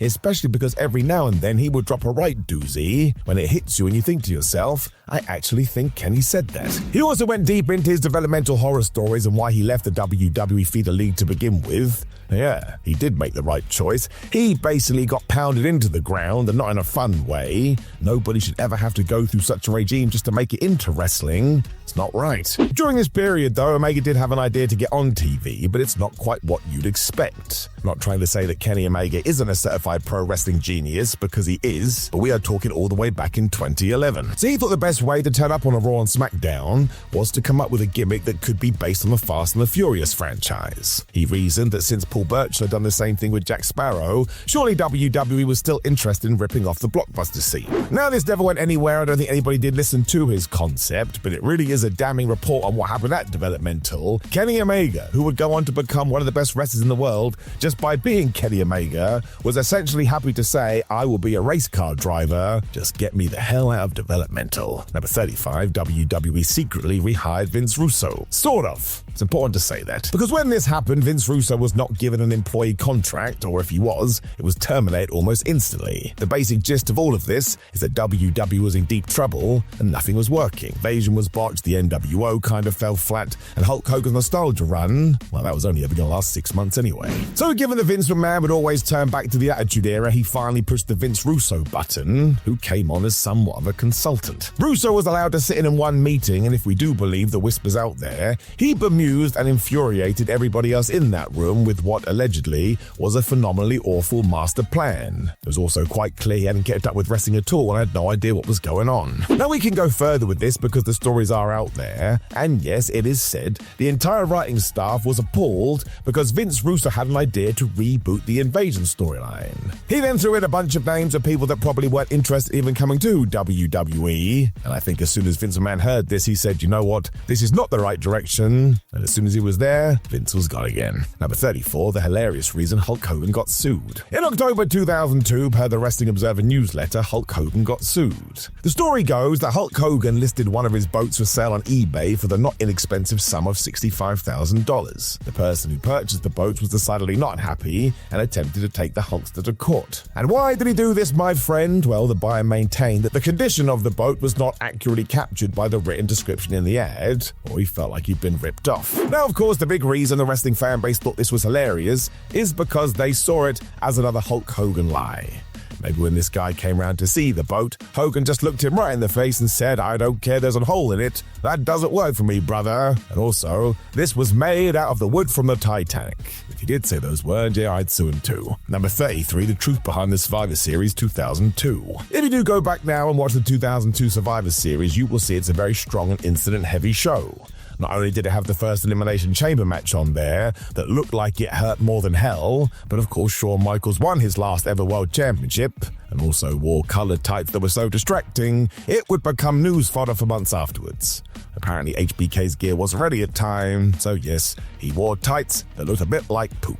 That's what people said. It was also one of the first WWE pay-per-views on which every single title defended did change hands. When we jump back to the Wrestling Observer newsletter from November 25th, 2002. Dave Meltzer wrote with a lot of confidence from a source that they expressed the belief that Triple H had allowed Shawn Michaels to go over because earlier in the show Brock Lesnar was going to experience his first loss. Therefore, we needed a big babyface win to close the show. Of course, once again, this sent people into uproar because why was one Triple H deciding these things? And let's face it, he did win that belt back a mere 28 days later. Either way, it was the right thing to do, so I don't see what the issue is. But you can use your Wayback Machine right now. People were pissed. Number 32, a drastic Vince McMahon win. In his infamous book entitled Ring of Hell, Matthew Randazzo V painted quite the picture of Vince McMahon, who, by the early 2000s, had become spoiled, bored, and a little bit mad given that he was sitting there over the wrestling landscape with no competition. An unnamed former writer also weighed in on this when he told Randazzo that Vince would sit in creative meetings and just stare at the wall forever, and then suddenly wake up and go off on a tirade about some irrelevant wrestler for no reason,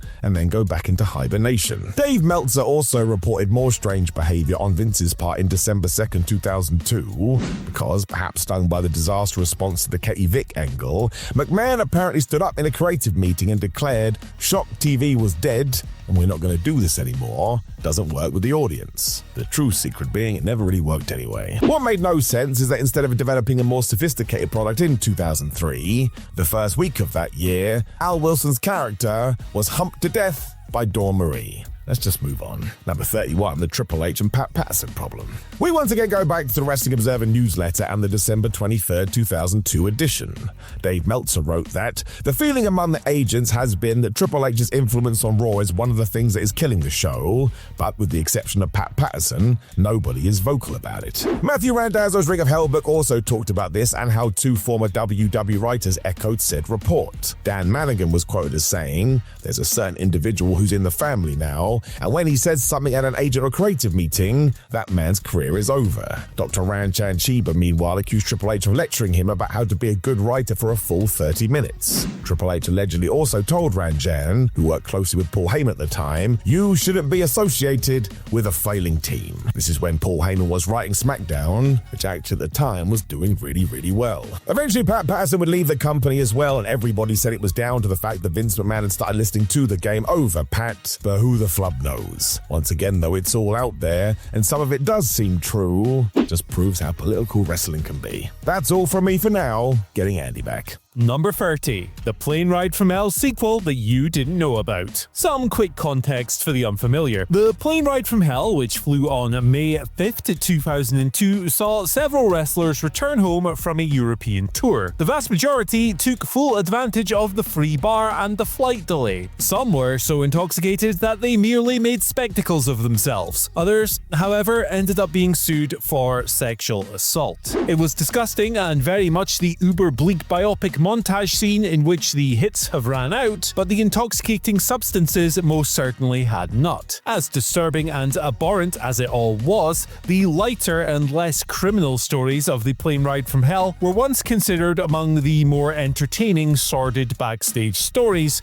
of the era, and to be absolutely clear, we are not talking about the material covered on Dark Side of the Ring. One story, which is relatively harmless, involved X-Pac chopping off Michael Hayes' ponytail, which was phenomenal, particularly if you've ever heard literally any story involving the man himself. The other fun tale was the amateur wrestling match contested mid-flight by Kurt Hennig and Brock Lesnar. What you might not know is that there was almost a round 2. In the December 23rd, 2002 Wrestling Observer, Dave Meltzer reported that Hennig and Lesnar were involved in a slanging match at a Minneapolis bar that very month. Hennig apparently effed around by insulting Lesnar, but did not find out, and the promo duel did not escalate. Number 29. Hulk Hogan does something on pay-per-view that he never does again. Hulk Hogan's victory over Andre the Giant really was the end of an era, even if it wasn't quite the end of Andre's life, as Hogan had previously suggested when he famously lied that Andre had passed away just a couple of weeks after the match. The Hulkster retained the WWE Championship in front of a massive Silverdome crowd in Detroit, then proceeded to never do that again on pay-per-view. Despite 6 more years as a full-timer and biggest star in the industry and several big nostalgia returns in the 2000s,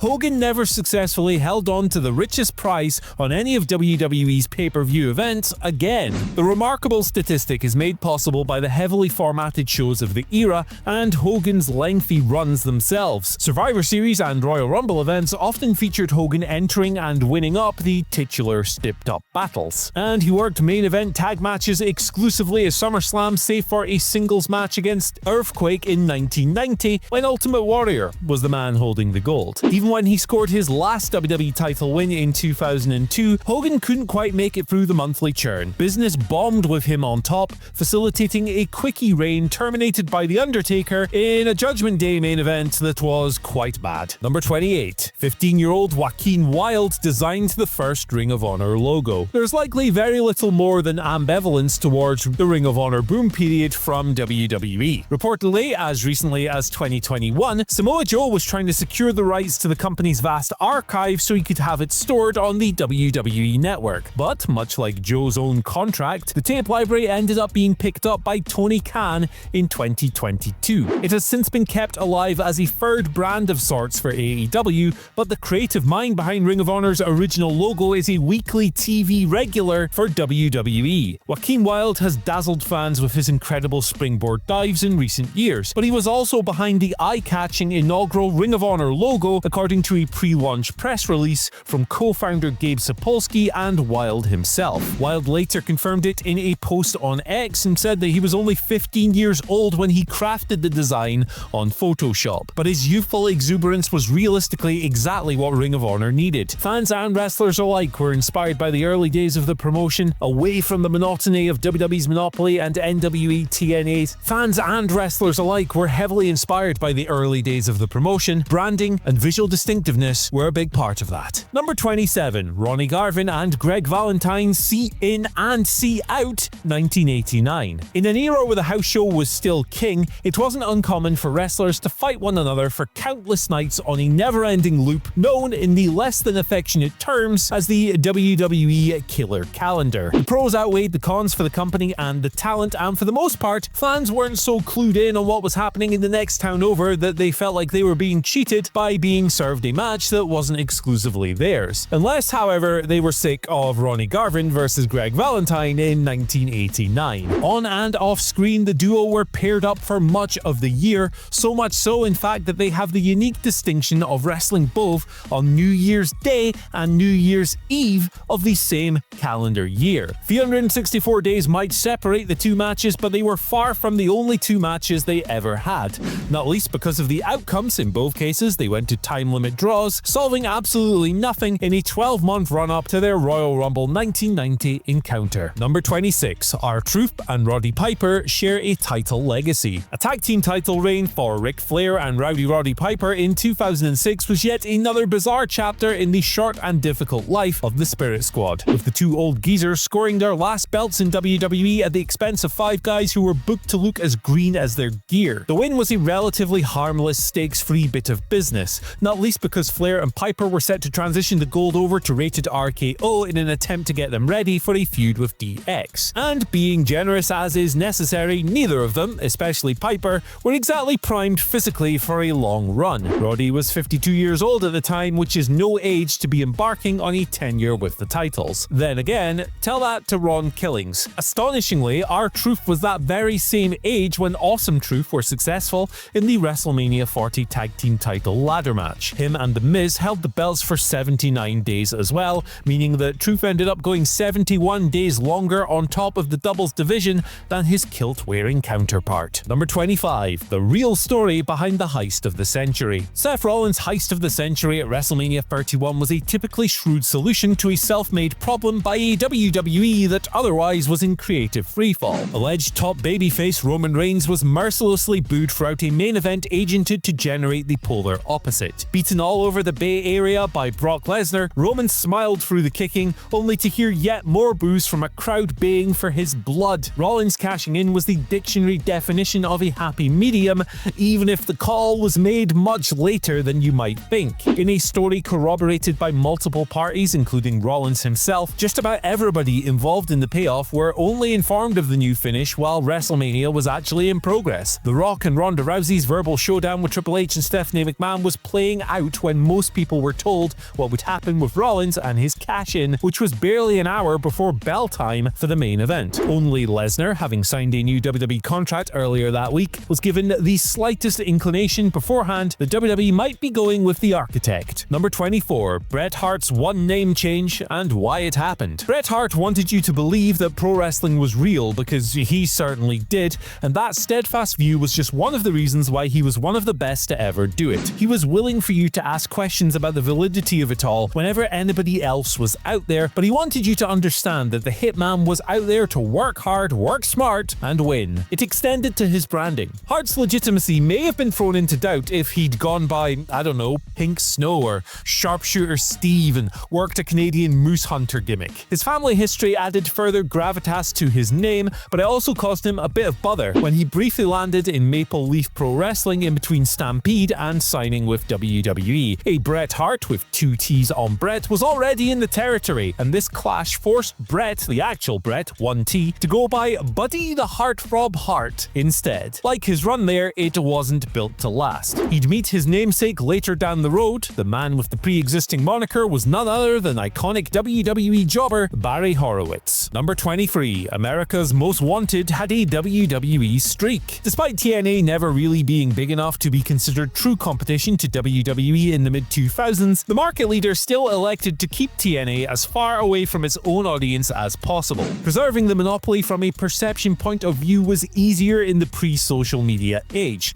and although TNA certainly had its hardcores and its loyalists, the numbers did not stack up remotely by comparison. It therefore made it quite the novelty when, at long last, a bunch of former TNA icons started making their presence felt in WWE via whatever routes they had taken to get there. AJ Styles, Samoa Joe, and Bobby Roode. These guys ended up having great WWE careers, but they were the sort of wrestlers that you never imagined you'd see do well in the Fed, especially when one notable Impact Zone star had suffered so terribly a few years earlier. The artist formerly known as Chris Harris had a short 2008 career-killing run as Braden Walker on WWE's ECW offshoot, robbing him of just about all the aura that he'd built up as one half of America's Most Wanted alongside James Storm. Yet, what often gets forgotten is that he actually went unbeaten for the entirety of his run, as underwhelming as the period was. The same could also be said for James Storm himself, who cameoed in the golden era of NXT in 2015. The Cowboy notched up 2 televised wins but elected not to sign with the company despite his favourable displays. Nonetheless, America's Most Wanted may not have appeared in WWE together, but they both went undefeated. Number 22. Brock Lesnar saves money with the Beast in the East. A 2015 WWE Network special in Japan didn't happen because Brock Lesnar fancied a jaunt over to the country, but Brock's placement on the show and subsequently all of the marketing and advertisement around it almost did. did. As was revealed in the Wrestling Observer and then via images and anecdotes that appeared online, Lesnar wanted the opportunity to go to Japan and visit his mentor Masa Saito when the latter was in poor health. And so he requested a spot on the show in order to get there as part of a work trip. Basically, Brock didn't fancy paying his own airfare. WWE said okay, despite having absolutely nothing in place narratively for the former WWE champion. He turned up on the show, squashed the New Day, does that sound familiar, and then left, with the rest of the Ryogoku card built around a unique match between Chris Jericho and Neville and an NXT title change between Kevin Owens and Finn Balor. Number 21, WrestleMania 30's other original main event. Vince McMahon was well into the habit of tearing up Raw and SmackDown scripts hours before shows in 2014, but the state of WrestleMania 30's build goes beyond the stubborn acceptance of Daniel Bryan's popularity over yet another Randy Orton Dave Bautista snoozer. It had already been changed in January, of course, when CM Punk walked out of the company, which freed up Triple H to become directly inserted into the proceedings, but there was another headline match originally on the docket that involved none of these people. According to The Observer, The Rock vs. Brock Lesnar was originally earmarked for one of the top spots. Rock and Brock were supposed to work an angle on the Raw after WrestleMania 29 to leave things in place, but unfortunately, the Great One got injured and he was ruled out of that, and indeed any sort of physically demanding match was made impossible until his iconic return in 2024. Lesnar ended up finding a different dance partner on this show, with this particular chain of events leading to arguably the most shocking WrestleMania moment ever. I'm talking about the streak, of course. Simon, your turn, mate. Number 20, Triple H killed a Stephanie McMahon mugshot plan. So word on the street in 2014 is that a feud between Nikki Bella and Stephanie McMahon was indeed going to include a Stephanie McMahon mugshot, until husband Triple H nixed that and thought it was a terrible idea. Former WWE writer Kevin Eck noted that he pitched for all of this as they were working out this program, and he went on to say Vince absolutely loved it, but it was the game that didn't care for any of it. Paul Levesque's reasoning was that the faux mugshot of his wife would exist forever in cyberspace, and therefore if somebody did do a Google search on Stephanie, they may think that she had legitimately been arrested. And you wonder why kayfabe died. You may recall as well it's the same answer that Triple H gave Stone Cold Steve Austin on his podcast when the Rattlesnake asked why China hadn't been inducted into the WWE Hall of Fame. I suppose there is some truth to this, especially these days given how big the company is, but at the same time, if somebody in the audience can't be bothered to do their research, well, we probably shouldn't pander to them. Number 19, the Brad Maddox firing. There is a legendary story about Vince McMahon that comes from many a wrestler, that they would find out about a terrible idea, walk into his office to say how crap it was, and then leave thinking, you know what, this is going to be the greatest moment of my life. Chris Jericho referred to it as the Jedi mind trick. There, of course, was the headline by McMahon as well that he would never ask you to do anything that he wouldn't do himself. And basically, this is a form of gaslighting. We'll leave that there. The one that really got up some people, though, in late 2015 is because Brad Maddox was let go by the company, allegedly because he called the fans cocky pricks during an unaired interview to promote a dark match with R-Truth. Now, sure, he used a curse word he probably shouldn't have done, especially because the WWE was PG, but several weeks later on Monday Night Raw, McMahon actually said he cannot wait to give son Shane a beating.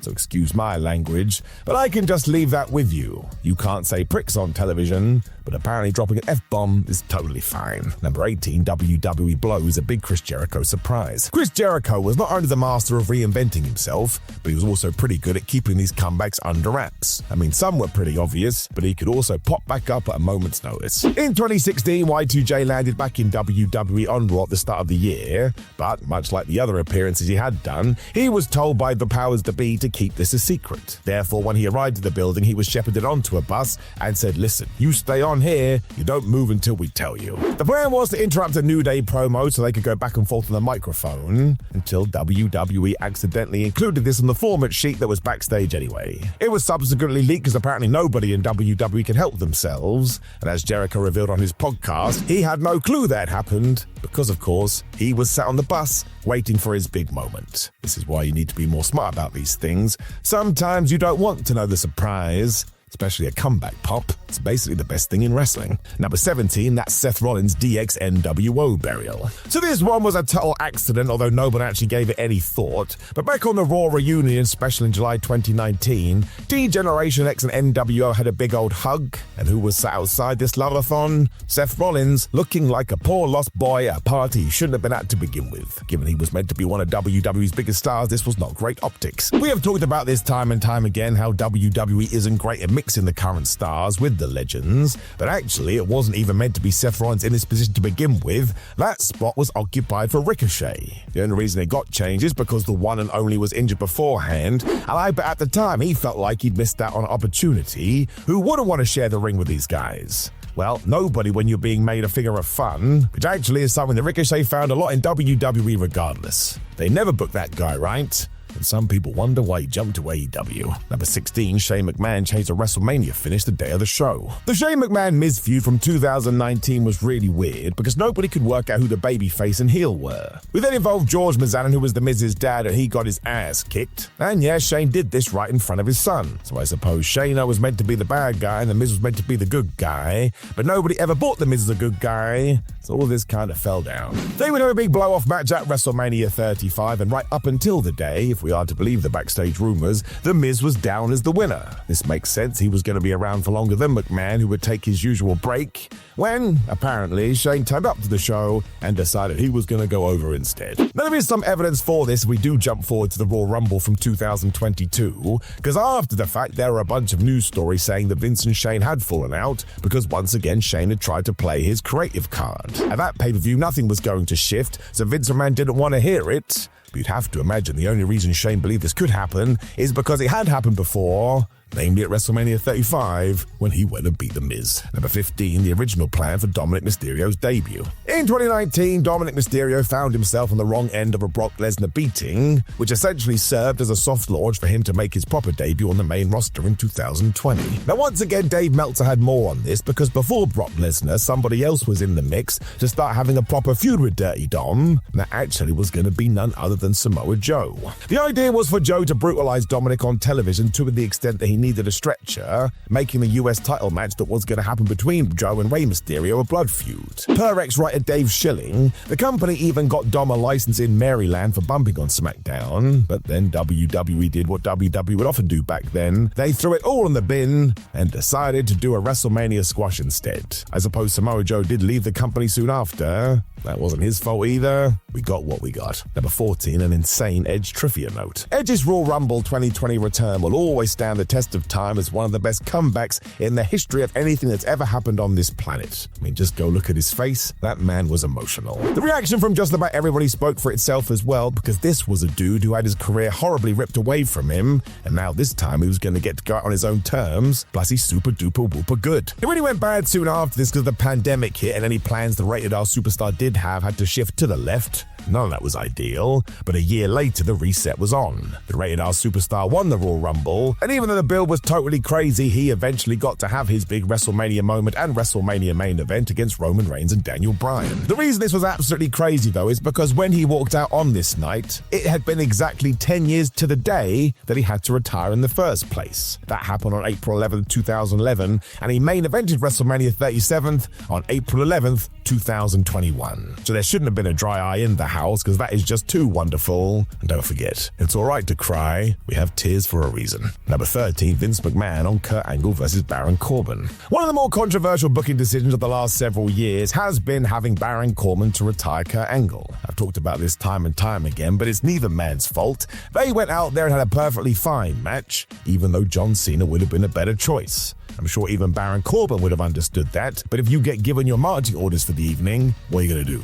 Say no? I'm sure Baron thought it was a huge honor. It was Vince McMahon's decision at the end of the day, though, as confirmed by writer Dave Schilling, who relayed the story in all its unflinching indifferences when he said, when it was mentioned in a production meeting that the fans hated the idea of this match, Vince laughed so hard and said, excuse my language, fuck. This is also what he would do after the Hell in a Cell 2019, where he thought an entire audience booing and storming out of the arena was good for business. I can tell you right now, my friends, it absolutely wasn't, and it ruined Seth Rollins' babyface run. That was stupid. Number 12, a future WWE boss clashed with Linda McMahon over her Trump role. For years, Linda McMahon had attempted to break into politics via local elections in Connecticut, and despite great expense poured into her marketing and all the usual financial muscle required, most of it had been unsuccessful. She did stick at it though and continued to donate her time and money to Donald Trump's own path to political power, until she was at long last in the spot she craved. In 2017, she became the administrator for Small Business Administration, and today she helps Donald Trump with education. In an odd quirk of fate, though, the former role almost went to a man that would eventually occupy a position similar to McMahon's former one, because the Wrestling Observer noted that now CEO of Endeavor, which is the parent company of WWE and UFC, Ariel Emanuel, was also considered, but his political beliefs were too different to Trump's and the Republican Party, so Linda got it instead.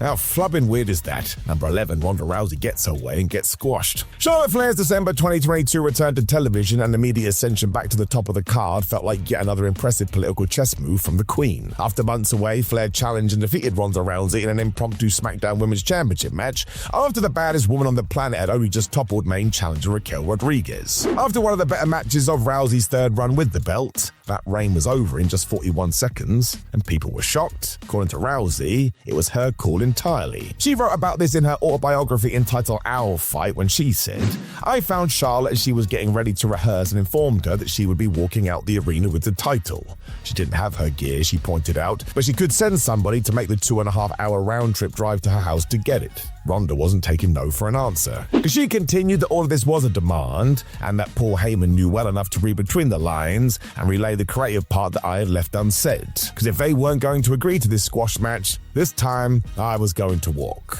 So of course WWE did do this. Ronda did hang around for a little while when she wrote this book, and my gosh was she pissed off. Probably had every right to be too. And that's it for me here, my friends. Thank you for joining me. Andy will now see you through to the end. Thank you very much, Simon, and hello again, folks. It is time to bring this puppy home. Number 10, tag team turmoil due to Charlotte and Andrade. After years of separating couples and friendship groups by putting them on different brands, WWE finally softened its stance on breaking up these pairings in the late 2010s. The important change of heart was a particular benefit to real-life partners Charlotte Flair and Andrade, who were together at the time, though it inadvertently caused headaches on WWE's main roster. Having been called up to the main roster without any real plan, Aleister Black and Ricochet were put together as a tag team, and they had, unsurprisingly, excellent chemistry. It looked as though they were going to continue this rich vein of form until real-life relationships ended up in a parting of ways for the tag team. Andrade was associated on screen with Zelina Vega during this time, and with those two moving to SmackDown in order to keep Andrade and Flair together, so too did Aleister Black, the real-life partner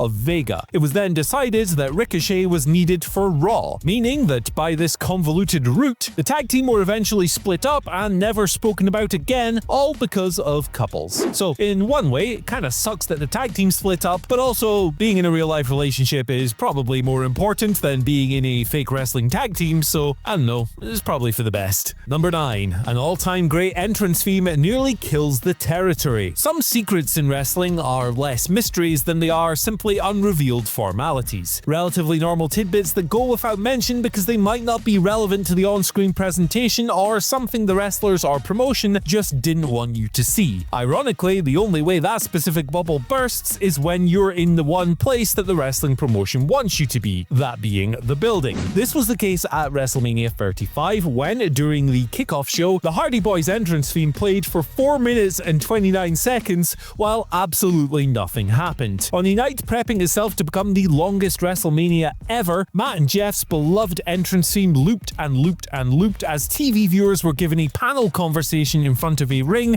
that was full of talent ready for the Andre the Giant Memorial Battle Royal. It's little wonder why the fans sounded half asleep for the historic main event like 9 hours later. Between this, Triple H's own 5-minute entrance, and the double-figure matches with the double-digit runtimes, the fans had simply been given too much to take. Number 8, WWE made an anniversary moment out of the pandemic. WrestleMania is still enough of a big event that even the on-sale date has become its own unique occasion, apart from in 2020 and 2021 when just about nothing was an occasion. While wrestling and every other form of live entertainment had started stepping back out into a warped version of normality in 2021, WrestleMania 37 attempted to capture the magic of a normal version of the show, presenting a subtly socially distanced crowd in the Raymond James Stadium a year after WrestleMania 36 was supposed supposed to take place there. Uncertainty remained rife about everything at the time, however, to the extent that tickets for the April show went on sale less than 1 month earlier on the 16th of March. That specific date felt like it was cutting it fine, but it was no accident. It was 12 months to the day that WWE, and specifically the ghoulishly uninterested Vince McMahon, gave up on 2020's show of shows and accepted defeat at the hands of the novel coronavirus. Exactly 1 year after the company confirmed that Raymond James was out, they were pleased to get back in. Number 7. Chris Jericho was supposed to beat The Rock. There was once upon a time when Vince Russo's name was tied to some of the most exhilarating moments in wrestling history, rather than some of the absolute dirt worst. His vision was credited constantly as to how WWE turned the corner in the late 90s, enough so that the ramifications when he left for WCW seemed enormous. Those did not really materialize, but an immediate loser from the New Yorkers' move to Atlanta was WWE newbie Chris Jericho. He lost out on an enormous win, as confirmed by Wade Keller's Pro Wrestling Torch report at the time, which wrote, and I quote, "Vince Russo had scripted Jericho to defeat The Rock on the October 4th Raw. The new WWF booking crew changed the finish to Rock winning. Jericho has not impressed management or fellow wrestlers yet with his in-ring work or ability to sustain heat during matches." Russo's reputation for pushing newer talent was well established in WWE and then doubled down on in WCW. Jericho ultimately losing the match to The Rock was the closest that either man had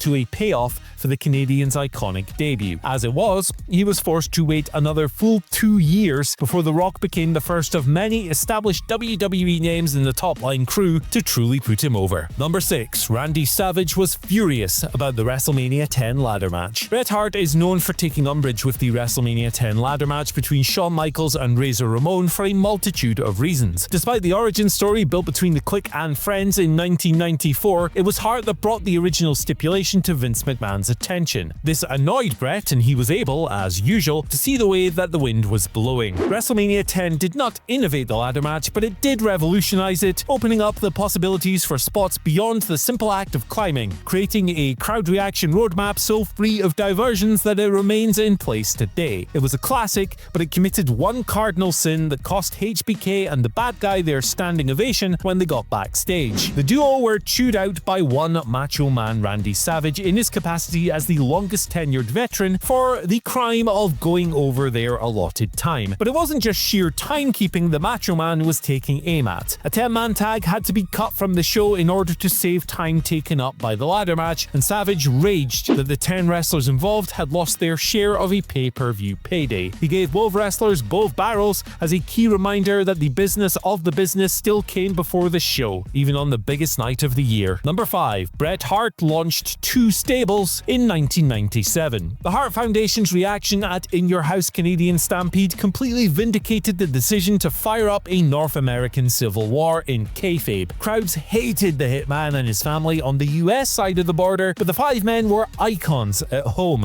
It drove WWE's biggest programs and resulted in factions becoming the order of the day as the company looked for yet more creative and commercial wins in a year of unfathomable change. So much so that Bret was actually at the center of creating a second, albeit less successful group in the form of the Truth Commission. Hart had met actor Robin Smith during a South Africa tour, and he helped him get a role as the Commandant, a pantomime foreign heel leading a rebadged USWA group made up of Recon, Kurgan, and Sniper, though them being without Bret's abilities resulted in them not being long for a red-hot product. Kurgan's size and facials meant that Vince McMahon would at least give him another few tries. For himself, the former Mantar installed as the masked tank, and indeed the Commandant himself. Don Callis took his spot in what proved to be his mainstream breakthrough as the Jackal, but his manager monster deal with Kurgan was really the best of a bad situation. Number 4. The Mike Tyson-Steve Austin WrestleMania moment almost never happened. Jim Ross wailing Tyson and Austin over the top of in-ring chaos between the aforementioned fighters was footage played across mainstream sports and news outlets around around the country, and the moment that WCW Supremo Eric Bischoff's worst fears about WWE's impending commercial comeback were founded. It was, in every respect, a simply incredible bit of business. But it's unlikely that it would have packed as much of a punch if the baddest man on the planet had already been part of a story with the world's most dangerous man before this. Ken Shamrock rocked up on an April 1997 edition of Raw in order to plug his pay-per-view debut against Vader the following month, but the Mastodon was still sequestered under house arrest in Kuwait for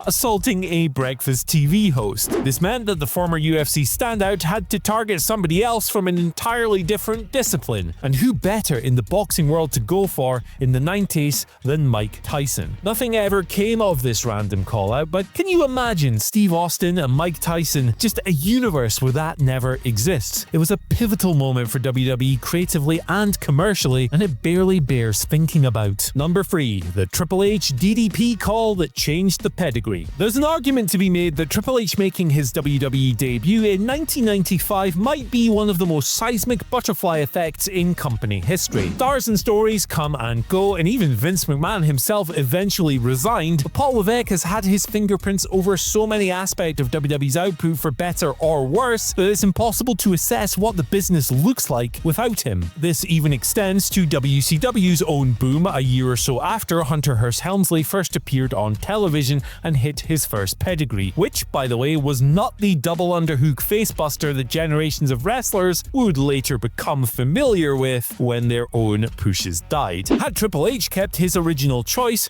would the New World Order have had their first main foil? Diamond Dallas Page certainly doesn't think so, and didn't then either. He looked on as Triple H used the cutter, and actually called his former WCW colleague and asked him, "Hey, leave that alone please, it's really getting over for me, and I could do without you using it as well." Echoing the answer he'd give to countless wrestlers in the mid-2000s who asked him, "Are you going over tonight?" Triple H happily replied in the affirmative. The pedigree, as we know it, stuck, and the cutter remained in the sole possession of DDP until Randy Orton adopted it as the RKO in 2003. Number 2. Paul Heyman shot twice in the opening segment of WrestleMania 35. It's never exactly difficult to poke holes in a Paul Heyman story, mainly because the wrestling internet keeps receipts like a suspicious X even when Heyman's old colleagues don't bother. At this point, he is one of the most cunning political players the business has ever seen. He has helped a lot of people, stitched up a lot of others, and somehow lived to tell the tale. And fair is fair, he has earned the right to take credit for some of wrestling's biggest moments. This has given the wise man something of a bulletproof confidence, the sort where a lifelong carny can not only tell his truth, but do it live on the grand stage of WrestleMania 35. That night, Brock Lesnar vs Seth Rollins kicked off the longest show in company history, thanks to Paul Heyman storming out and declaring that Brock Lesnar had better things to do than hang around in New Jersey. And shockingly, that part was 100% real and unscripted. Just ask Hulk Hogan, who was mid-posing routine when Heyman barged past him in a moment he hadn't been clued in on. Totally unscripted, totally hilarious, and yes, Heyman got to strut defiantly down the aisle to Real American, which is about as ironic as wrestling gets. And at number 1, the story of how Kane wasn't burned to death at Unforgiven 98. In 1998, Vince McMahon was obsessed with something bizarre. Where possible, he wanted to see Kane set on fire or convince you that Kane was going to be set on fire. At King of the Ring, Kane vowed to set himself on fire if he was unsuccessful in winning the WWE title from Steve Austin. It was an utterly deranged stipulation, but not implausible considering Kane had already been set on fire at Unforgiven 98. He lost an Inferno match against The Undertaker after he stumbled backwards into the flames surrounding the ring, and Kane, being an idiot in that moment, was actually a believable development. In 2019, Kane revealed to the Pardon My Take podcast that the Hollywood stunt specialists hired to oversee the angle were completely flabbergasted that they were going to perform it live with just one rehearsal scheduled. This is probably something that Kane shouldn't have admitted, since it seems incredibly reckless. Kane avoided serious injury despite the lack of preparation for 2 reasons. The sleeve on his ring gear was flame resistant, and as advised, he moved his right arm away from his face in order to avoid smoke inhalation before he was extinguished in the back. So there you go folks, we're wrapping up with a nice little story about Kane avoiding being burned alive. Pro wrestling, you can't beat it. Anyway, thanks for joining us for this epic. There's another one on your your screen right now that I think you're really going to love. Check it out, and I'll see you later. Bye-bye.